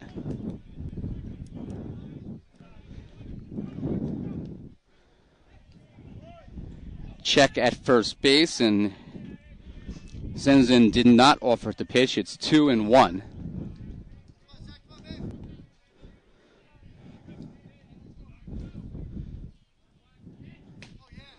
That one is a strike on the outside corner. And it's 2-2. Each team with 4 hits today. We are in the bottom of the sixth inning. Senazin swings and misses. Back-to-back strikeouts for Jones. And that will bring up Alex Weinstein, who's 0 for 2 today. Struck out swinging, and he flew to right in his last at-bat, coming in inning number 4. Weinstein hit in the air, left field, backing up, and making the catch in front of the fence is the left fielder Jimmy Najera, as Weinstein flies out to end the sixth inning. 2 strikeouts and a fly out, no runs, no hits, nobody left on. Seventh inning coming up here in Winter Haven, Florida. Another quality one-run game. It's 2-1 McDaniel leading NJCU.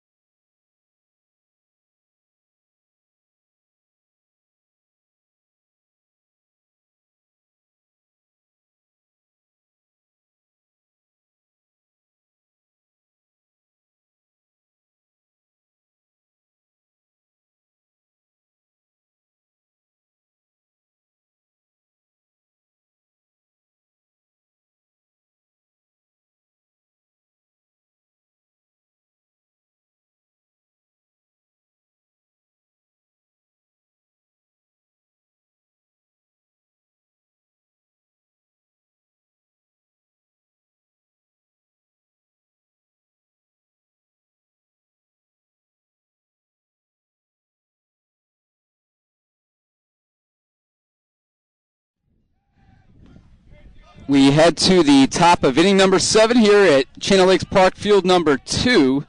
Gotham Knights trailing 2-1. McDaniel here will have the center fielder Hayward leading off.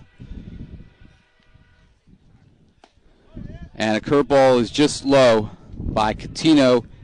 Hayward has struck out and flown out to center field. Found out that the game on the adjacent field, field number 1, that has been interrupted by a lot of Gotham Knight foul balls. The ball's hit in the air to right field. Wagner backing up. It's over his head, and will be an extra base hit for Hayward.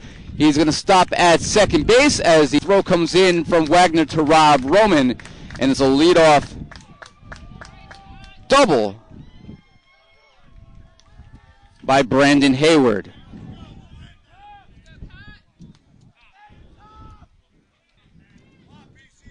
Just the 5th hit for McDaniel, second double And that will bring up the top of the order and dangerous hitter and Pat Christopher, the right fielder from St. John Vianney High School in New Jersey. Union Beach is his hometown. He's 1 for 2 today with a strikeout, a single, and a walk. Catino steps off, pitching from the stretch.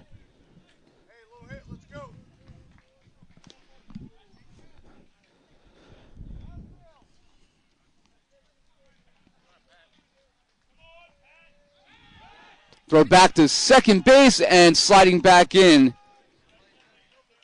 Hayward. Martucci was right there, just missed with the tag.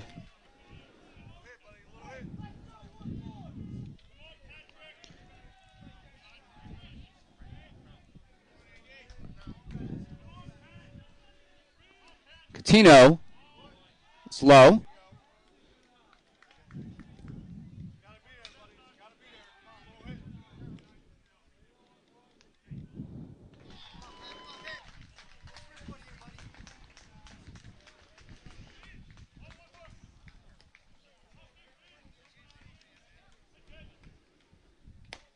On the outside corner.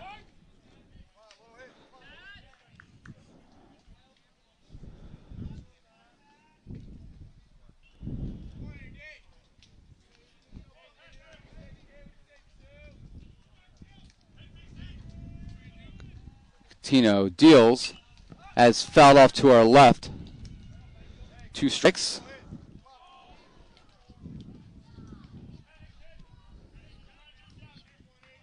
One ball and 2 strikes.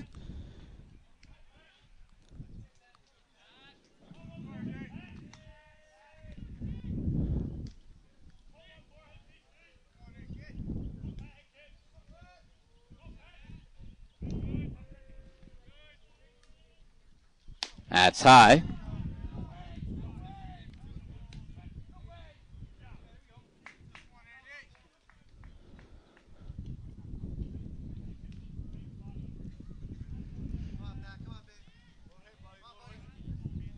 Two balls and 2 strikes, Christopher. Chopper. It's going to be foul. And it will remain 2-2. I'd like to say hello to a good friend of mine, the assistant athletic director at Stevens Institute of Technology, Brian Granada, who's tuning into today's game.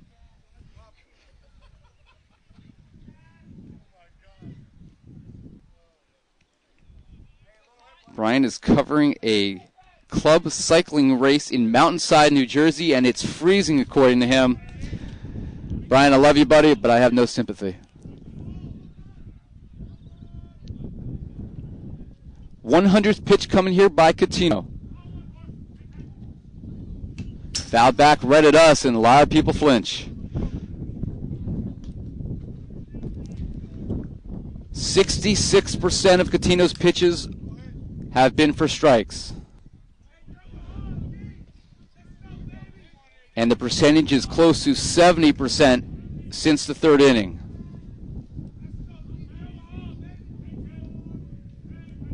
Two-two pitch. Swing and a missed, strikeout number 9 for Catino. And that's out number 1, a big out 2 against the talented Christopher.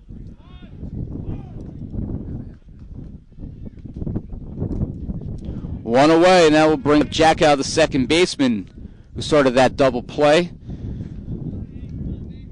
On Rivera in the last inning, the Gothamites did bring home a run. It was actually the 5th inning, not the 6th. But that was a big out that Jack out orchestrated. The only double play of the game for either side, and first pitch is a called strike.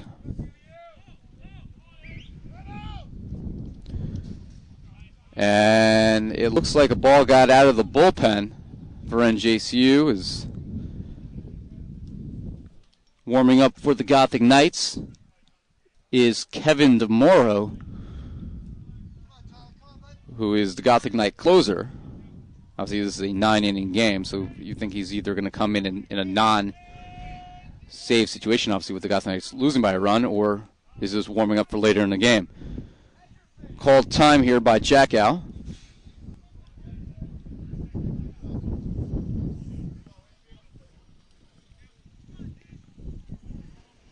balls and 1 strike. Hayward's at second base. He led off with a double for the Green Terror. Catino swinging and a miss on the pitch to Jackow.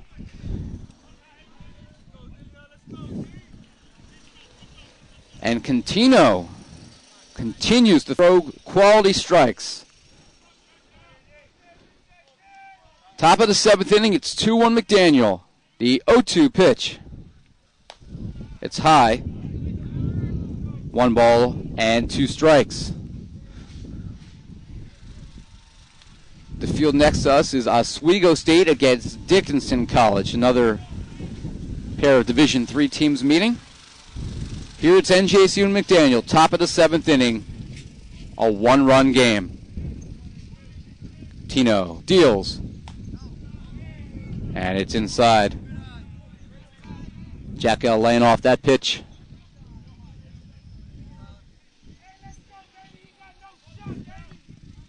Jackow from Colonia, New Jersey, going up against his former high school teammate, Gotham Knight pitcher Delio Catino. The pitch, and it's 3-2.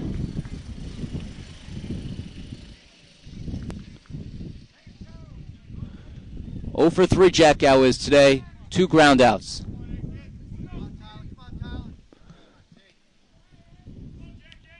Pair of players that know each other very, very well. Catino's payoff pitch. Chopper towards shortstop. Martucci's there. Throw across the diamond is low. Gets away from Weinstein. Rolling third is Hayward. The throw home is in time. Weinstein tried to block the ball from Martucci, and credit Jackow with reaching on an error there. And then Hayward tried to score all the way from second base as that ball dribbled along the fence that separates the fans from the field. And Weinstein with a strike to the left of the plate. Ryan Winters blocks the plate, and Hayward is tagged out. Doesn't even get close to touching home plate. So we're going to call that an E6 throwing error. Hayward advances, and then he's out on a 3-2. Swing and a miss to the left fielder, Jimmy Najera.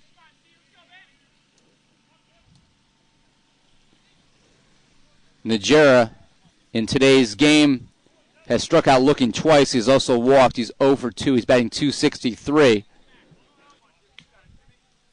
And that's a ball, 1-1. As the second consecutive play at the plate that has gone in favor of the Gothic Knights. Of course, yesterday's game ended with a dramatic play at the plate. Left field, Rivera to Cruz at third base to catcher Mike Cassiano, who plied the tag as that ball's fouled away. And as we mentioned earlier, in that 1-0 win, through the miracle of my iPhone, I was able to freeze the video. And we have the picture online in yesterday's game story showing that Cassiano applied the tag before the Daniel Webster runner could slide in safely. In fact, he never touched home plate. His hand stopped about 2 to 3 inches shy of home plate. Quality group of umpires yesterday. We found out that both umpires in yesterday's game were minor league umpires down here in Florida. And this game has been well officiated as well. And that's high. It's 2-2.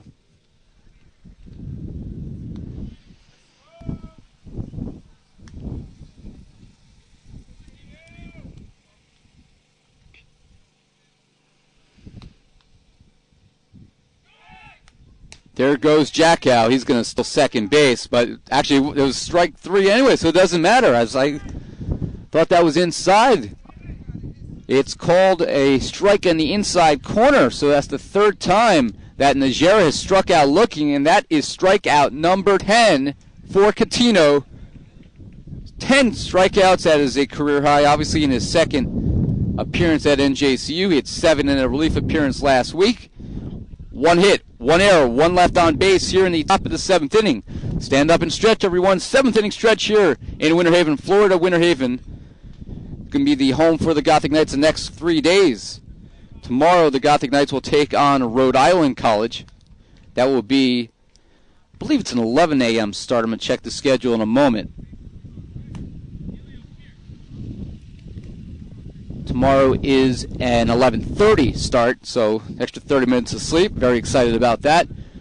And then on Tuesday, the Gothic Knights will play their last game in Winter Haven before moving over to Lakeland on Thursday. They will take on Lesley University Tuesday at 9:30 a.m., same start time as today. That's a team that McDaniel has defeated twice already yesterday, shutting them out, the Lynx, in both games.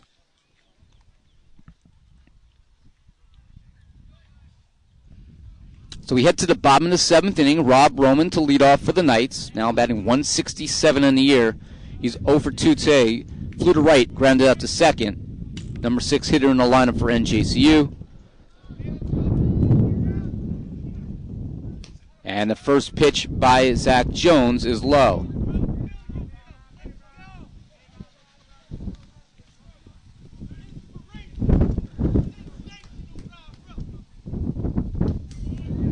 That is a strike. 1 ball and 1 strike. As you see, Jerry Smith, head coach for the Gothic Knights, running out to the third base box.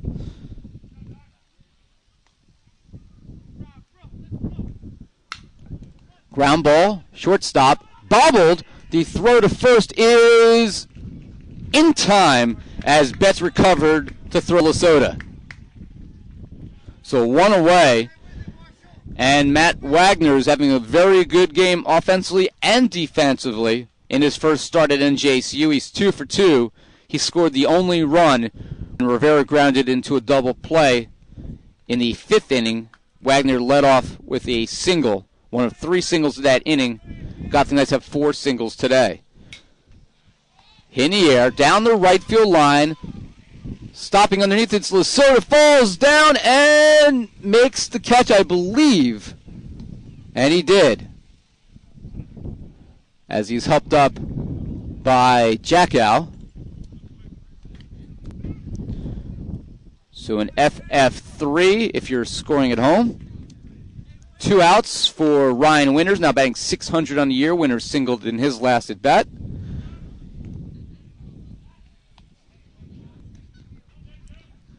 As we mentioned earlier, Winters works in my office, works all basketball games during the year, works a number of soccer games in the fall. His first year at NJCU.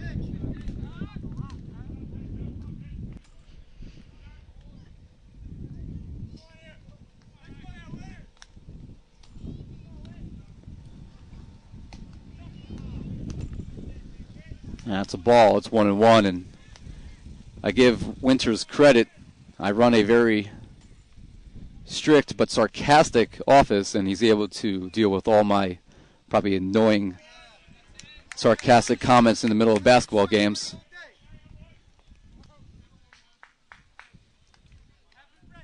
That is on the outside corner, so it's 1-2 with 2 outs here in the bottom of the 7th inning, a 1-run game here on Sunday morning. Liner, foul, off to our right, and onto the field, where an Oswego State player will just let it be.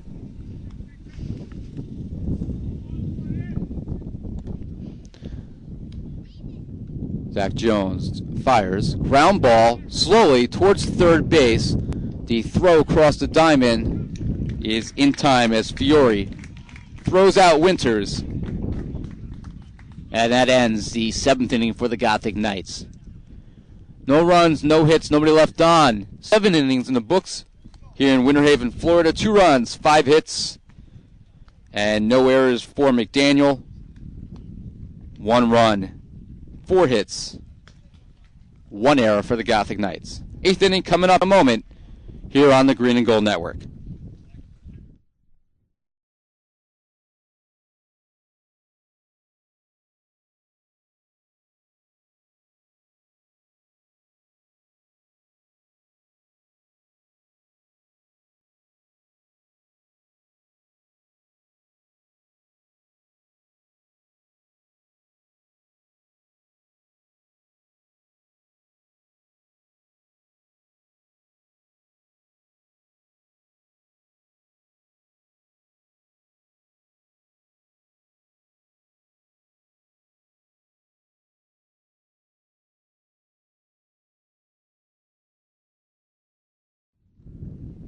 Pete Senzen, who was warming up Delio Coutinho for his 8th inning of work, hands the mask over to Ryan Winters, who made the last at bat, or made the last out, I should say.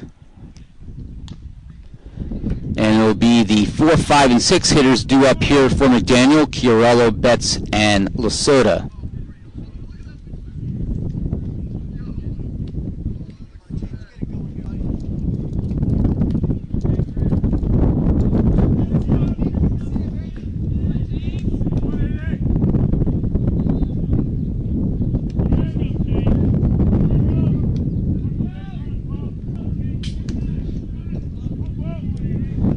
The DH will lead off here in the 8th inning.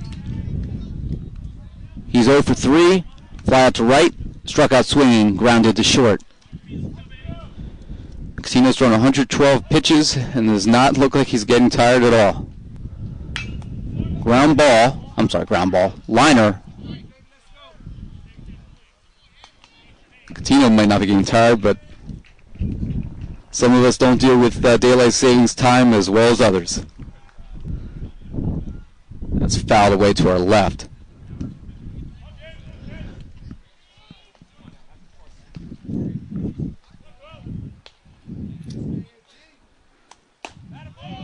Swing and a miss, and it's 0-2. The sun's starting to come out now, and take a look at the weather temperature in a moment as that's fouled into the screen. Currently 73 degrees. Weather forecast now says it's going to heat up to 82 today.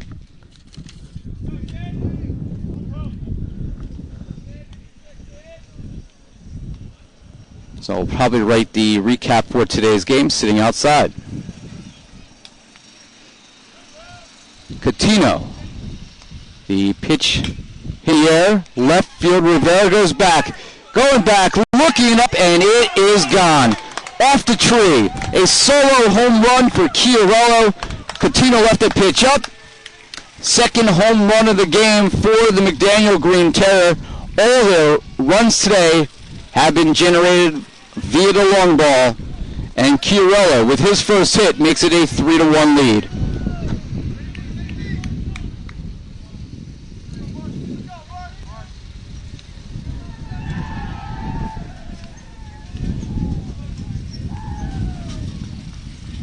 Second home run of the day, as we said. Chiarello, that's his second extra base hit of the season. He had a double earlier in the year. McDaniel had one home run in 6 games coming in. They have 2 today. That'll bring up the shortstop Betts, who's hitting 167 now. And the pitch is outside. Betts was hit by a pitch and popped out twice, once to right, once to second. That's hit in the air. Right field, Wagner backs up and in stride, backpedaling, makes the catch.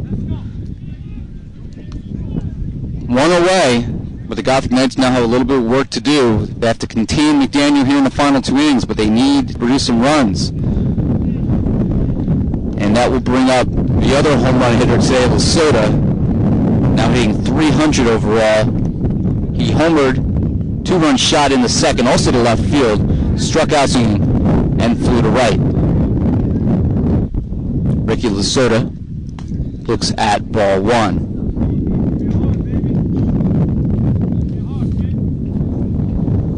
Lasota, 6'3", 205-pounder. Swing and a miss. 1 ball, 1 strike.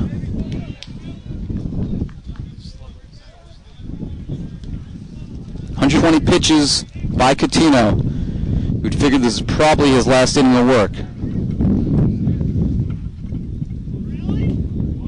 Just off the plate. And it's 2 balls and 1 strike.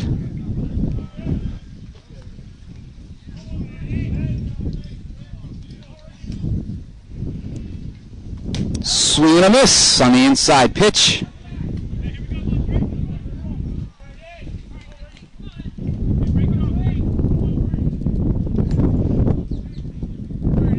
10 strikeouts, 2 walks in 7 in the third innings.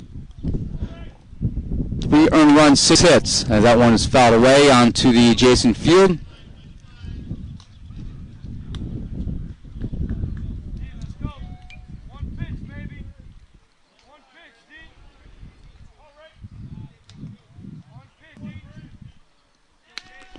The 2-2 pitch. Checks at first, and Elmer Jerkovitz, the first base umpire, says he did not go round, so the count is full. This will be pitch 125 for Catino.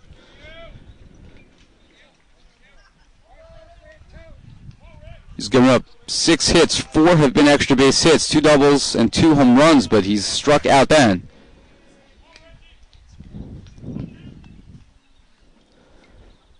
And that's ball 4. And if you're the Gothic Knights, I mean, you can't expect your pitchers to, give up 1 run every game. If 3 runs is a very effective performance.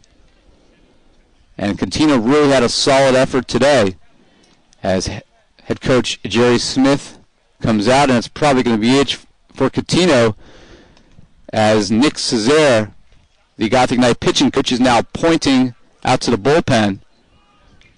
And there will be a pitching change, and that's going to be it for Catino, who had a great performance today. 10 strikeouts.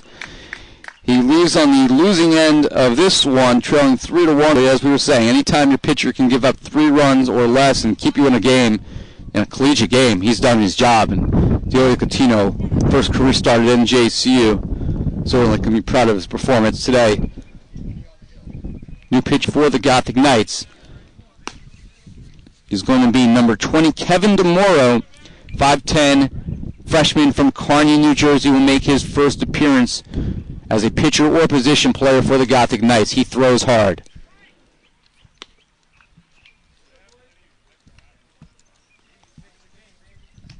DeMoro, who is also the number 2 second baseman behind Rob Roman in this year's team.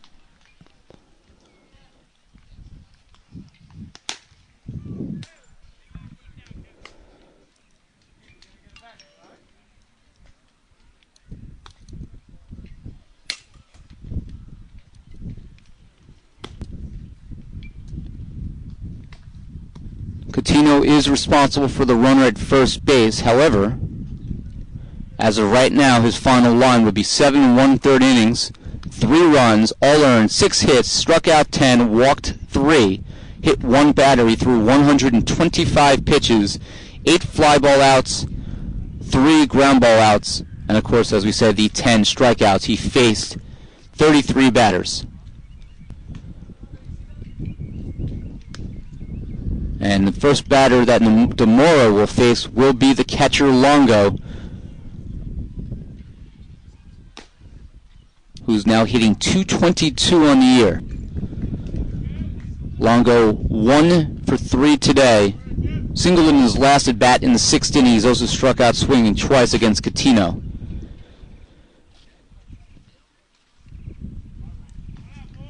Say hello to NJCU site supervisor Pete Vincent, watching today's game in Hudson County.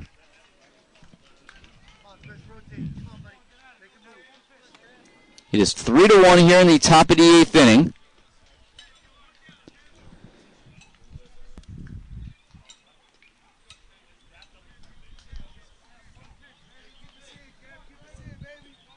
It was 2-1 coming in before the home run by Chiarello, the solo shot to left field that started us off here in the 8th. Losota also had a 2-run homer in the 2nd inning for McDaniel, as the first pitch of DeMoro's collegiate career is a ball. Gothic Knights' lone run came to 5th inning when Matt Wagner scored on a double play ground ball out. Popped in the air. Rob Roman on the right side of the infield calls everyone off, makes the catch.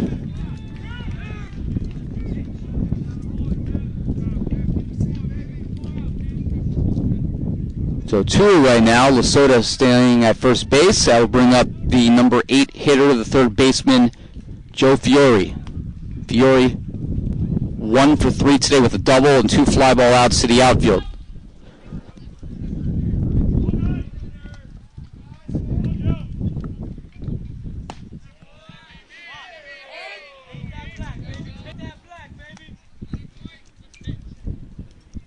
First pitch is a strike. Apparently we have a viewer today in Sydney, Australia. I'm going to guess that is former Gothic Knights second baseman Chris Marable, who's working for Major League Baseball in Australia. Chris, if it is you, let us know on the discussion board what time it is in Australia. I imagine it's probably late at night on Sunday. Ground ball to third, blocked by Bastillo. And Fiore is going to be safe at first. And we will score that an E5. First error of the year for Bastillo.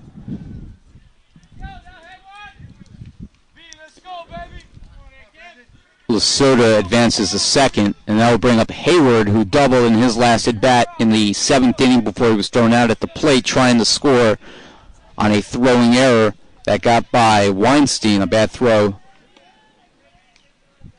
by Martucci, but Weinstein picked up the ball and threw out Hayward at the plate.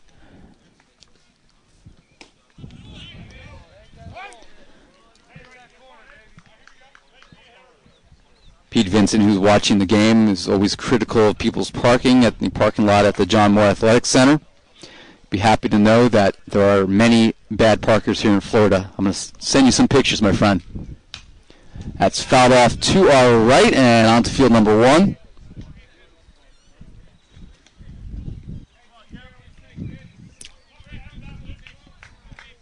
Pete wasn't happy that I parked a little bit over the line in the parking lot, even though there were, I don't know, 30 empty spaces.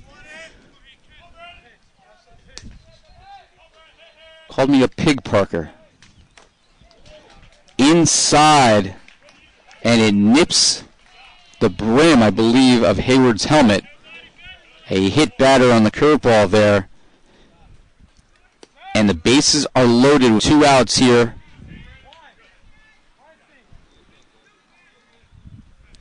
And not a hitter you want to be facing right now, the right fielder, Christopher. He's 1 for 3, but he's batting .500 in a year. He has a single, struck out twice, and he's walked in this one, and he has a chance to break this game open. DeMoro, big spot here. A walk, an error, and a hit batter. 2 outs here. The Gothic Knights trailing 3-1. Hit in the air. Left field, it is a fair ball down the left field line.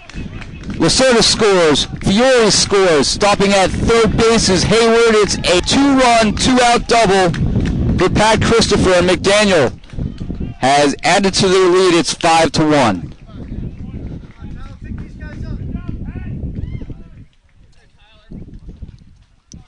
And both of those runs are unearned. One of them is charged to Catino and another to DeMoro, but they're both unearned.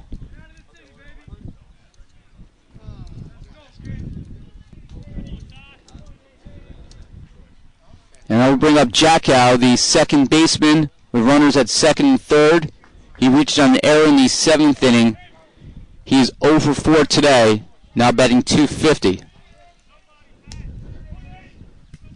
DeMoro, curveball, is just below the knees.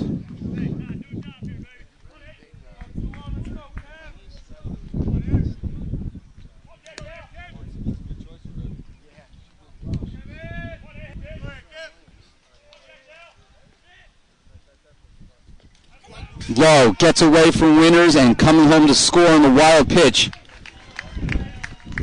is McDaniel, as Hayward scores and Christopher advances. And it's 6-1 McDaniel. 4 runs home here in the top of the 8th inning for the Green Terror, the visiting team today.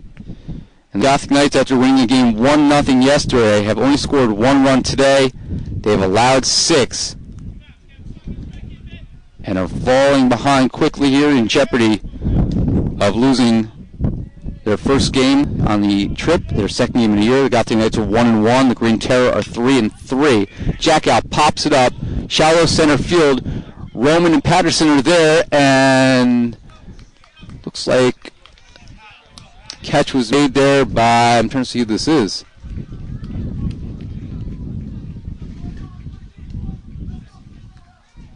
It's actually made by Martucci there. I couldn't see as not get a good view of the ball there coming off the bat, but it was Martucci who actually made the catch, calling off Roman and Patterson.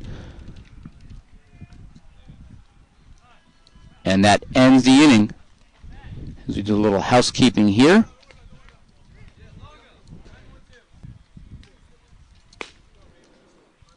Christopher stranded at third base, but not before McDaniel brings home 4 runs. A leadoff home run and then 3 unearned runs. McDaniel had 2 hits in the inning. There was 1 Gothic Knight error. We've played 7.5 here in Winter Haven, Florida. And McDaniel leads NJCU now by a score of 6-1. 6 runs, 7 hits, no errors for the Green Terror. Gothic Knights, 1 run, 4 hits, and 2 errors. Take a quick break. We'll be right back.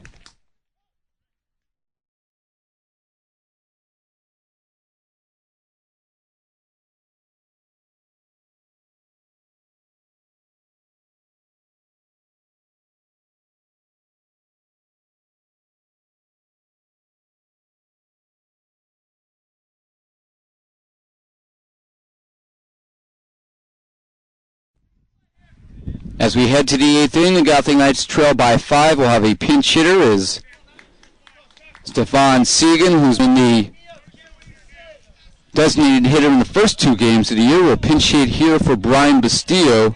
Segan hitting .286 earlier this year. And the first pitch by Zach Jones is a ball. Segan, 5'10", 190-pounder from North Bergen, New Jersey, and Hudson Catholic, as they call it, strike.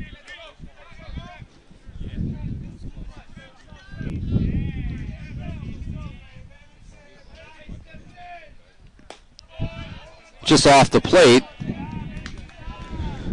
Segan trying to get the Gothic Knights back in this game, trying to get a rally started. NJCU fell behind 2-0, cut to 2-1.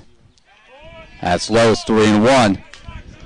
Before a 4th spot in the top of the 8th inning by McDaniel has widened the gap. Swing and a miss. 3 balls and 2 strikes. That's one of those pitches that as Segan had made contact, that ball would have traveled quite a distance. Popped, foul, it's going to be off to our right, and falls on our side of the field this time.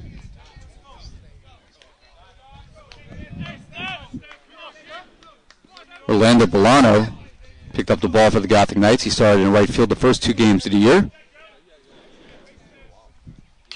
That's fouled off to our left now, as that one looked like it was off the handle for Segan. And the next pitch will be the 100th for Zach Jones. He's thrown 99 so far, 62 have been for strikes. Hit in the air, right center field. Jack out, backing up. Christopher coming in, he makes the catch.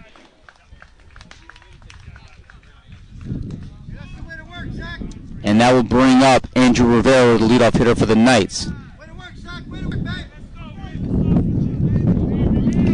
Christopher has made 5 catches in right field today for McDaniel. He's also 2 for 4 with that 2-run double in the last inning. Rivera 3 for 33 on the season now. First pitch is a strike, but he's 0 for 2 today. Walked and grounded into a run-producing double play, if you want to say. He also flew out to left.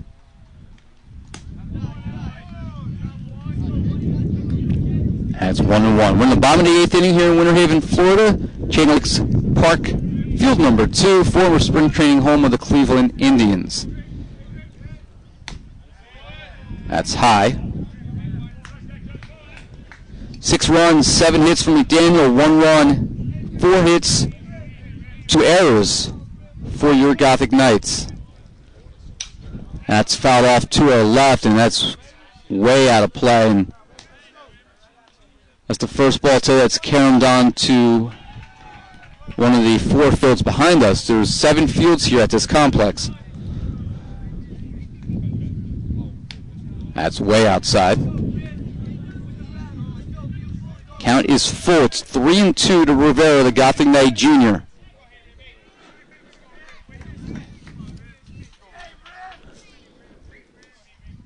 Swing and a miss. Rivera strikes out. That's out number 2 here in the 8th inning. Now bring up the center fielder Mike Patterson. Now hitting .385. Teams waiting for a game that will follow. I guess probably a 12 or 1 o'clock start. It's 11:30 now, so you figure probably a 1 o'clock start.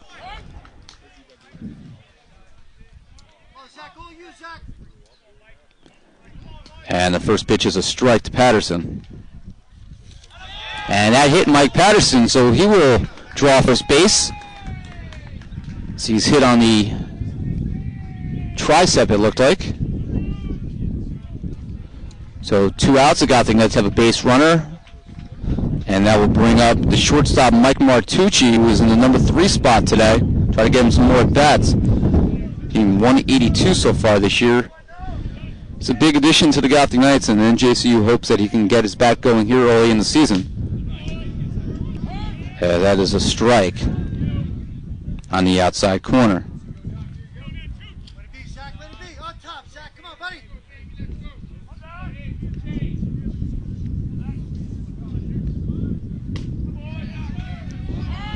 Outside corner, strike 2.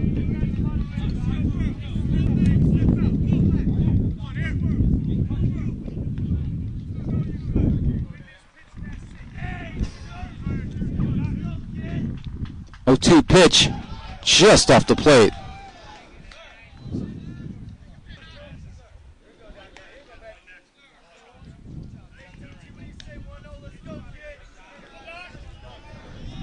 Patterson at first base, 2 outs. He was hit by a pitch. Bobbin in the 8th inning here for the Gothic Knights. It's fouled off to the right. 112 pitches by Jones. He's thrown 70 strikes. He's in line to win today.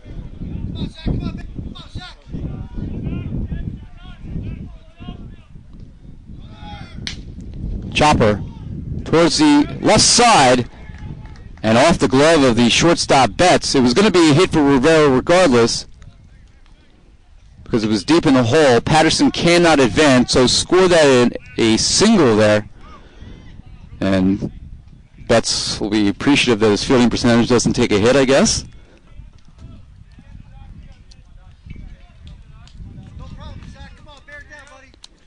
Fifth hit for NJCU. And the Gothic Knights will have a pinch hitter here for Senizin, as Orlando Bolano will be the pinch hitter for the Gothic Knights.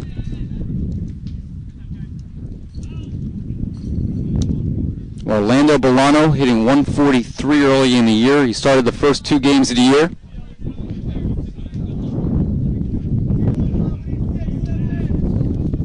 Bolano, a utility player. He can also pitch for the Knights. 5'9", 192-pounder from Hoboken, New Jersey.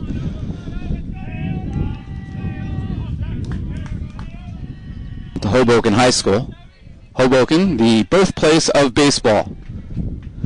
Patterson takes off. The throw to third will not be in time. Mike Patterson with his 3rd stolen base of the season. Martucci stays put at first.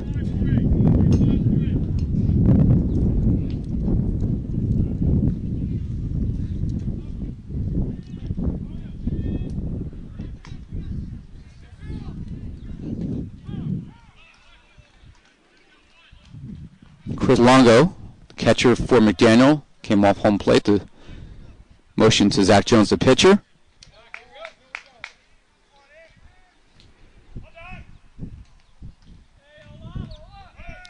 There goes Martucci. Fly ball right field. Christopher comes in.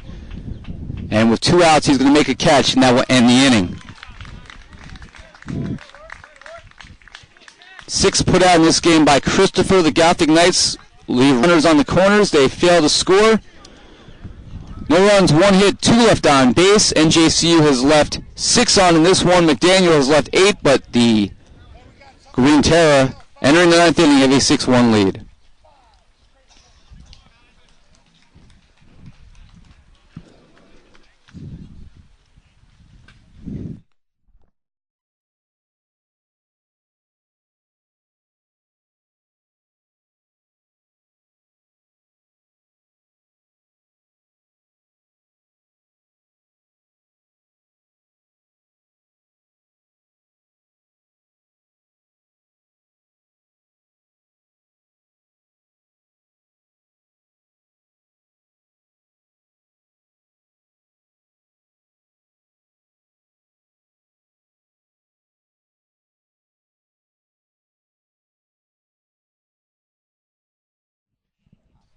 Ninth inning here in Winter Haven. The Gothic Knights with 2 defensive changes. Stefan Segan, who came in to pinch hit, will remain in the game and play third base. Gothic Knights will have a new pitcher, and it will be sophomore left-hander Zach Marco, who will make his first appearance of the year.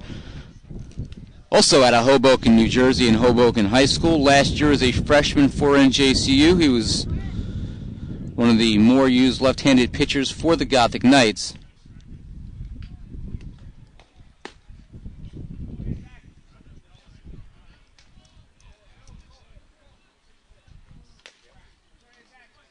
Marco last year made 11 appearances. He had the only save by any pitcher last year. All 11 appearances were in relief. 12.2 innings. Struck out 6, but he walked 10, and he was wild. But he's improved this year. He had a 7.82 ERA last year. Working now with new pitching coach Nick Cesar, a brand new coaching staff all the way around for the Gothic Knights, and Marco will be somebody who will see a lot of time for NJCU. And left fielder Jimmy Najera will lead off here. And the first pitch that Marco throws this season is a ball. Ira Thor with you here on the Green and Gold Network. We'll be on the air tomorrow at 11:25. The Gothic Knights taking on Rhode Island College beginning at 11:30. Ground ball towards second base. Roman over off the tip of his glove. And it's going to be an error on Roman. And what's noteworthy there is for Rob Roman, he had committed just 1 error in his last 12 games coming in, and that ends that streak. 3rd error on the Gothic Knights. And that will bring up the designated hitter, number 12, James Chiarello, who started the last inning with a solo home run to left field that started opening the floodgates a little bit. It was the 3rd run. It made it 3-1 before 3 unearned runs came home. Pitch out there. Najera was staying put, and it's ball 1.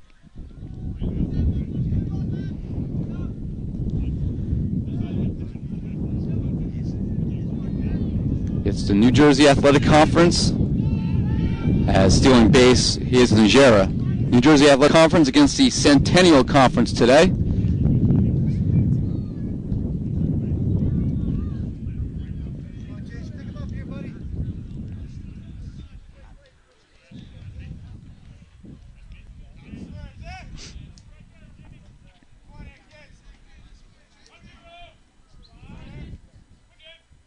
Pitch to Chiarello. Fastball down the middle. It's a strike. It's 2-1. Going to round the complex. Games on every field within sight.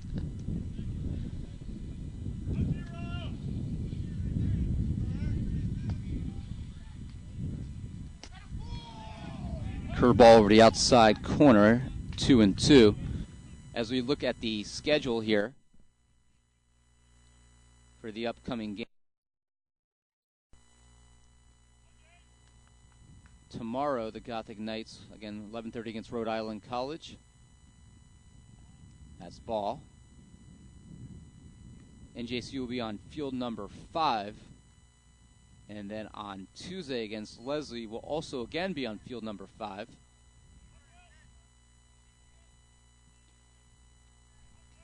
And the reason I mention that is it's a much different angle. Ground ball to Martucci. The throw to first is in time. Najera moves to third. Tomorrow's game, you will see the camera angle at a more elevated view because of the fact that there is basically a deck that overlooks a number of the fields in that vicinity of the complex. Fields 4, 5, and 6. I believe also field 3 have that. And we'll be on the air at 11:25. Shortstop Betts now hitting 160 in a year for McDaniel to lead off, to bat next with one out. And it's a ball. What I meant to say is Najera, who led off, reaching on an error, stands at third base. That's hit in the air, left field. Rivera backs up, makes the catch. Sacrifice fly here as Najera comes home and scores an unearned run, and it's 7-1 in McDaniel.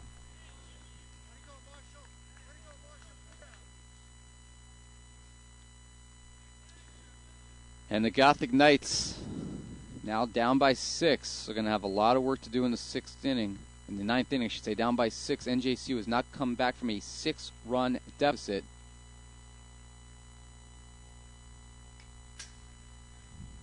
As that pitch is fouled back by Lesota. I believe the last time they came back from a 6-run deficit was on the spring trip down here in a game played in Auburndale in 2009, I want to say. As that is a ball, it's 1-1. I'm trying to remember who the opponent was. I remember calling that game.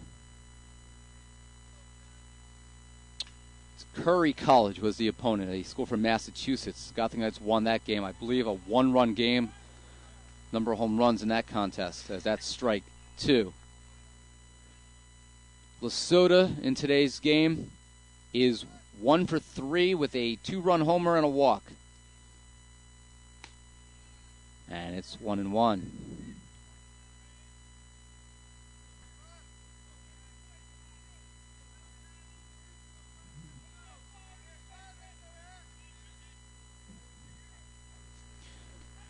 It's called strike 3 as Lesota goes down on strikes. That's the 11th strikeout today by Gothic Knight pitchers. But errors have put NJCU into a deeper hole today. They've committed 3. McDaniel has scored 4 unearned runs, including 1 this inning. 1 run, 1 error, no hits, nobody left on. We head to the bottom of the 9th inning, and McDaniel leads your Gothic Knights by a score of 7-1.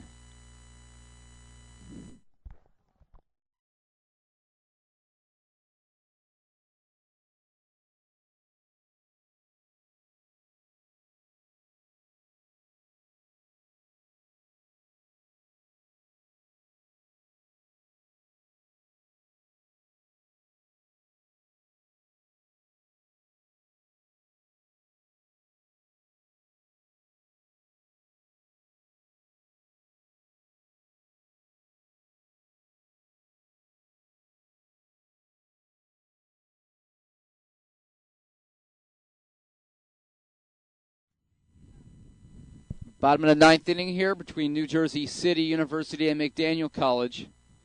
Gothic Knights will fall 1-2 in the year if they cannot find a way to tie this game.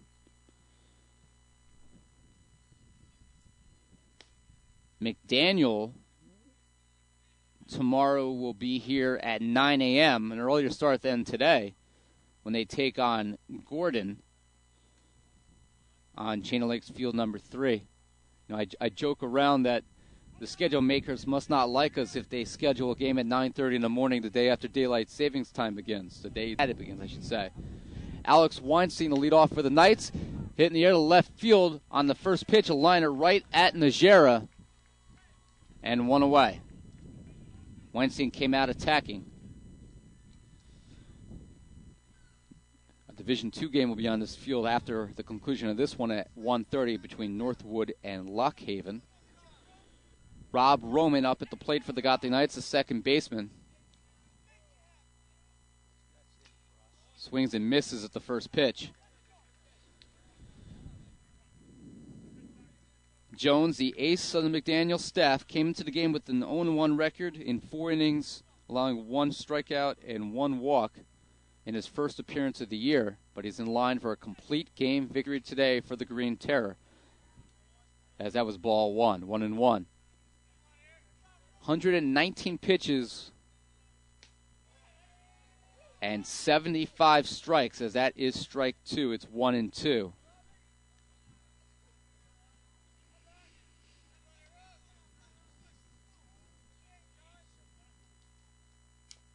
Chopper, in front of the plate. It is going to stay fair, and it's going to be an infield single for Rob Roman.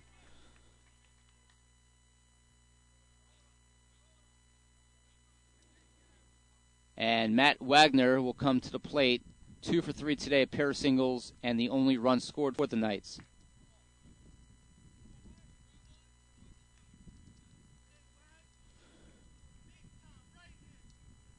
We thank those who are watching today's broadcast here on the Green and Gold Network. And again, we remind you we'll be on the air tomorrow when NJCU takes on Rhode Island College. I believe Rhode Island College was the champions last year of the Little East Conference, a conference that has such quality teams as Eastern Connecticut State. First pitch to Wagner, who's hitting .667 early in his freshman year, is a ball.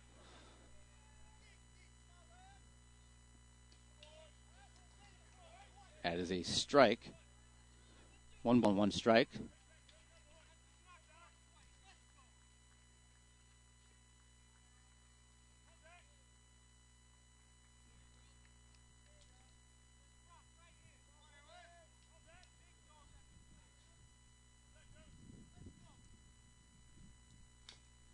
Chopper foul into the dugout of McDaniel on the third base side.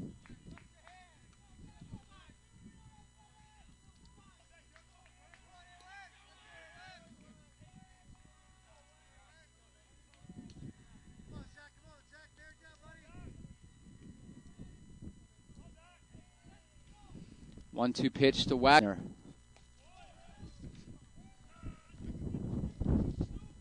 That's ball 2. Ruster blowing away here. Wind gusts coming through. 2 balls, 2 strikes. This will be the 125th pitch by Jones, trying for a complete game. Wagner calls time. Asks for time. It is granted by home plate umpire Rick Castorena. Well, officiate game today, and that's all you can hope for in these neutral site contests. Officials that don't know either team. Hit in the air, right field, Christopher, ranging over, backing up, in the gap, makes the catch. And NJCU is now down to its final out. With Roman at first base, Ryan Winters will come to the plate. Actually, he will not, as the Gothic Knights will have a pinch hitter, and it will be number 21, Juan Cruz, 6'1", 205-pound freshman from Jersey City, St. Mary's High School in Jersey City.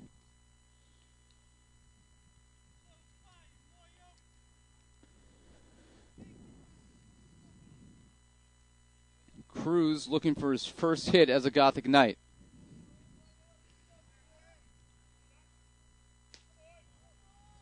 Has a strike on the outside corner.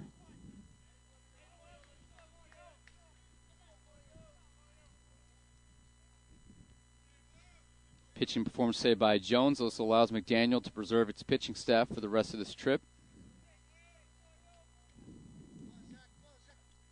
It's the second meeting of the year between NJCU and McDaniel in a sport. In men's soccer, McDaniel won. Actually, it was a tie between NJCU and McDaniel in a game earlier this year as Cruz fouls that off. I'm trying to remember. I believe that was at the York College tournament. It was I think it was a 2-2 tie, if I remember. And I think there was a shootout in that one. So we have a team advance to the championship game. McDaniel did advance on a shootout. Gothic Knights down to their last pitch. That's fouled back. It remains 1-2. Next pitch will be the 130th by Zach Jones.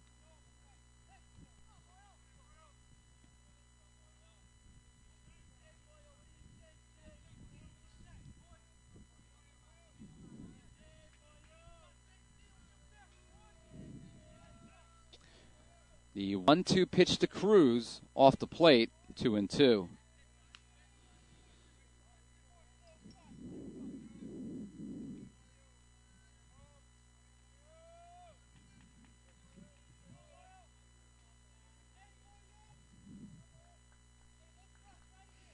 Roman at first base, 2 outs, bottom of the 9th inning. The pitch.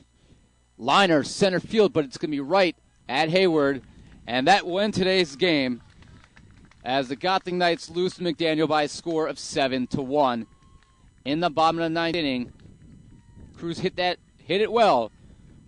But he lines out to center, no runs, 1 hit, 1 left on. And your final score today, McDaniel 7 runs, 7 hits, and no errors. NJCU 1 run, 6 hits, 3 errors. And the Green Terror defeat the Gothic Knights by a score of 7-1 as you see McDaniel on the field exchanging handshakes, and they will have their post-game camaraderie handshake here with the Gothic Knights as NJCU falls to 1-2 early in the 2012 campaign. McDaniel wins its 3rd in a row. They improve to 4-3.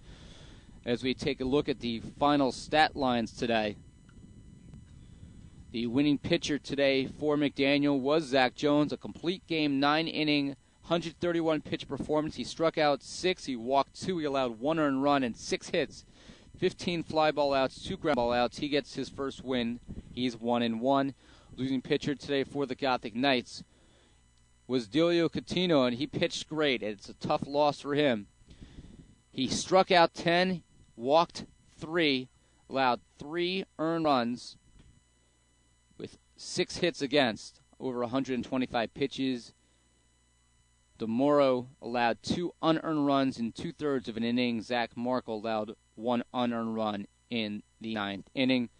Offensively today for NJCU, as NJCU had 6 hits. Matt Wagner was the lone player with multiple hits. He had 2. Also scored the lone run. Mike Martucci, Rob Roman, Ryan Winters, and Brian Bastille all had hits today for the Gothic Knights. McDaniel got a 2-run homer, and that came by Lasota, who was 1 for 2 with that 2-run homer and 2 runs scored. A solo home run by Chiarello, his only hit of the game. He was 1 for 5. And Christopher was 2 for 4 and drove in 2 with a double. Those were your 3 big hitters for the Green Terror. Final score once again today. McDaniel defeats NJCU by a score of 7-1. McDaniel now 4-3. The Gothic Knights 1-2. NJCU tomorrow will take on Rhode Island College, a game that will begin at 11:30 a.m. right here in Winter Haven, Florida, at a field just behind us, field number 5. And we will bring you the play-by-play of that broadcast beginning at 11:25 a.m. Once again, our final score today, McDaniel 7, NJCU 1. For everyone at NJCU Athletics, I'm Ira Thor saying thank you for watching today's broadcast. We hope you enjoy your extended Sunday with an extra hour of daylight wherever you're watching today's game, whether it's New Jersey, Maryland, or even Australia, as we have alumni watching the game on the other side of the world. Till next time, be well, everybody.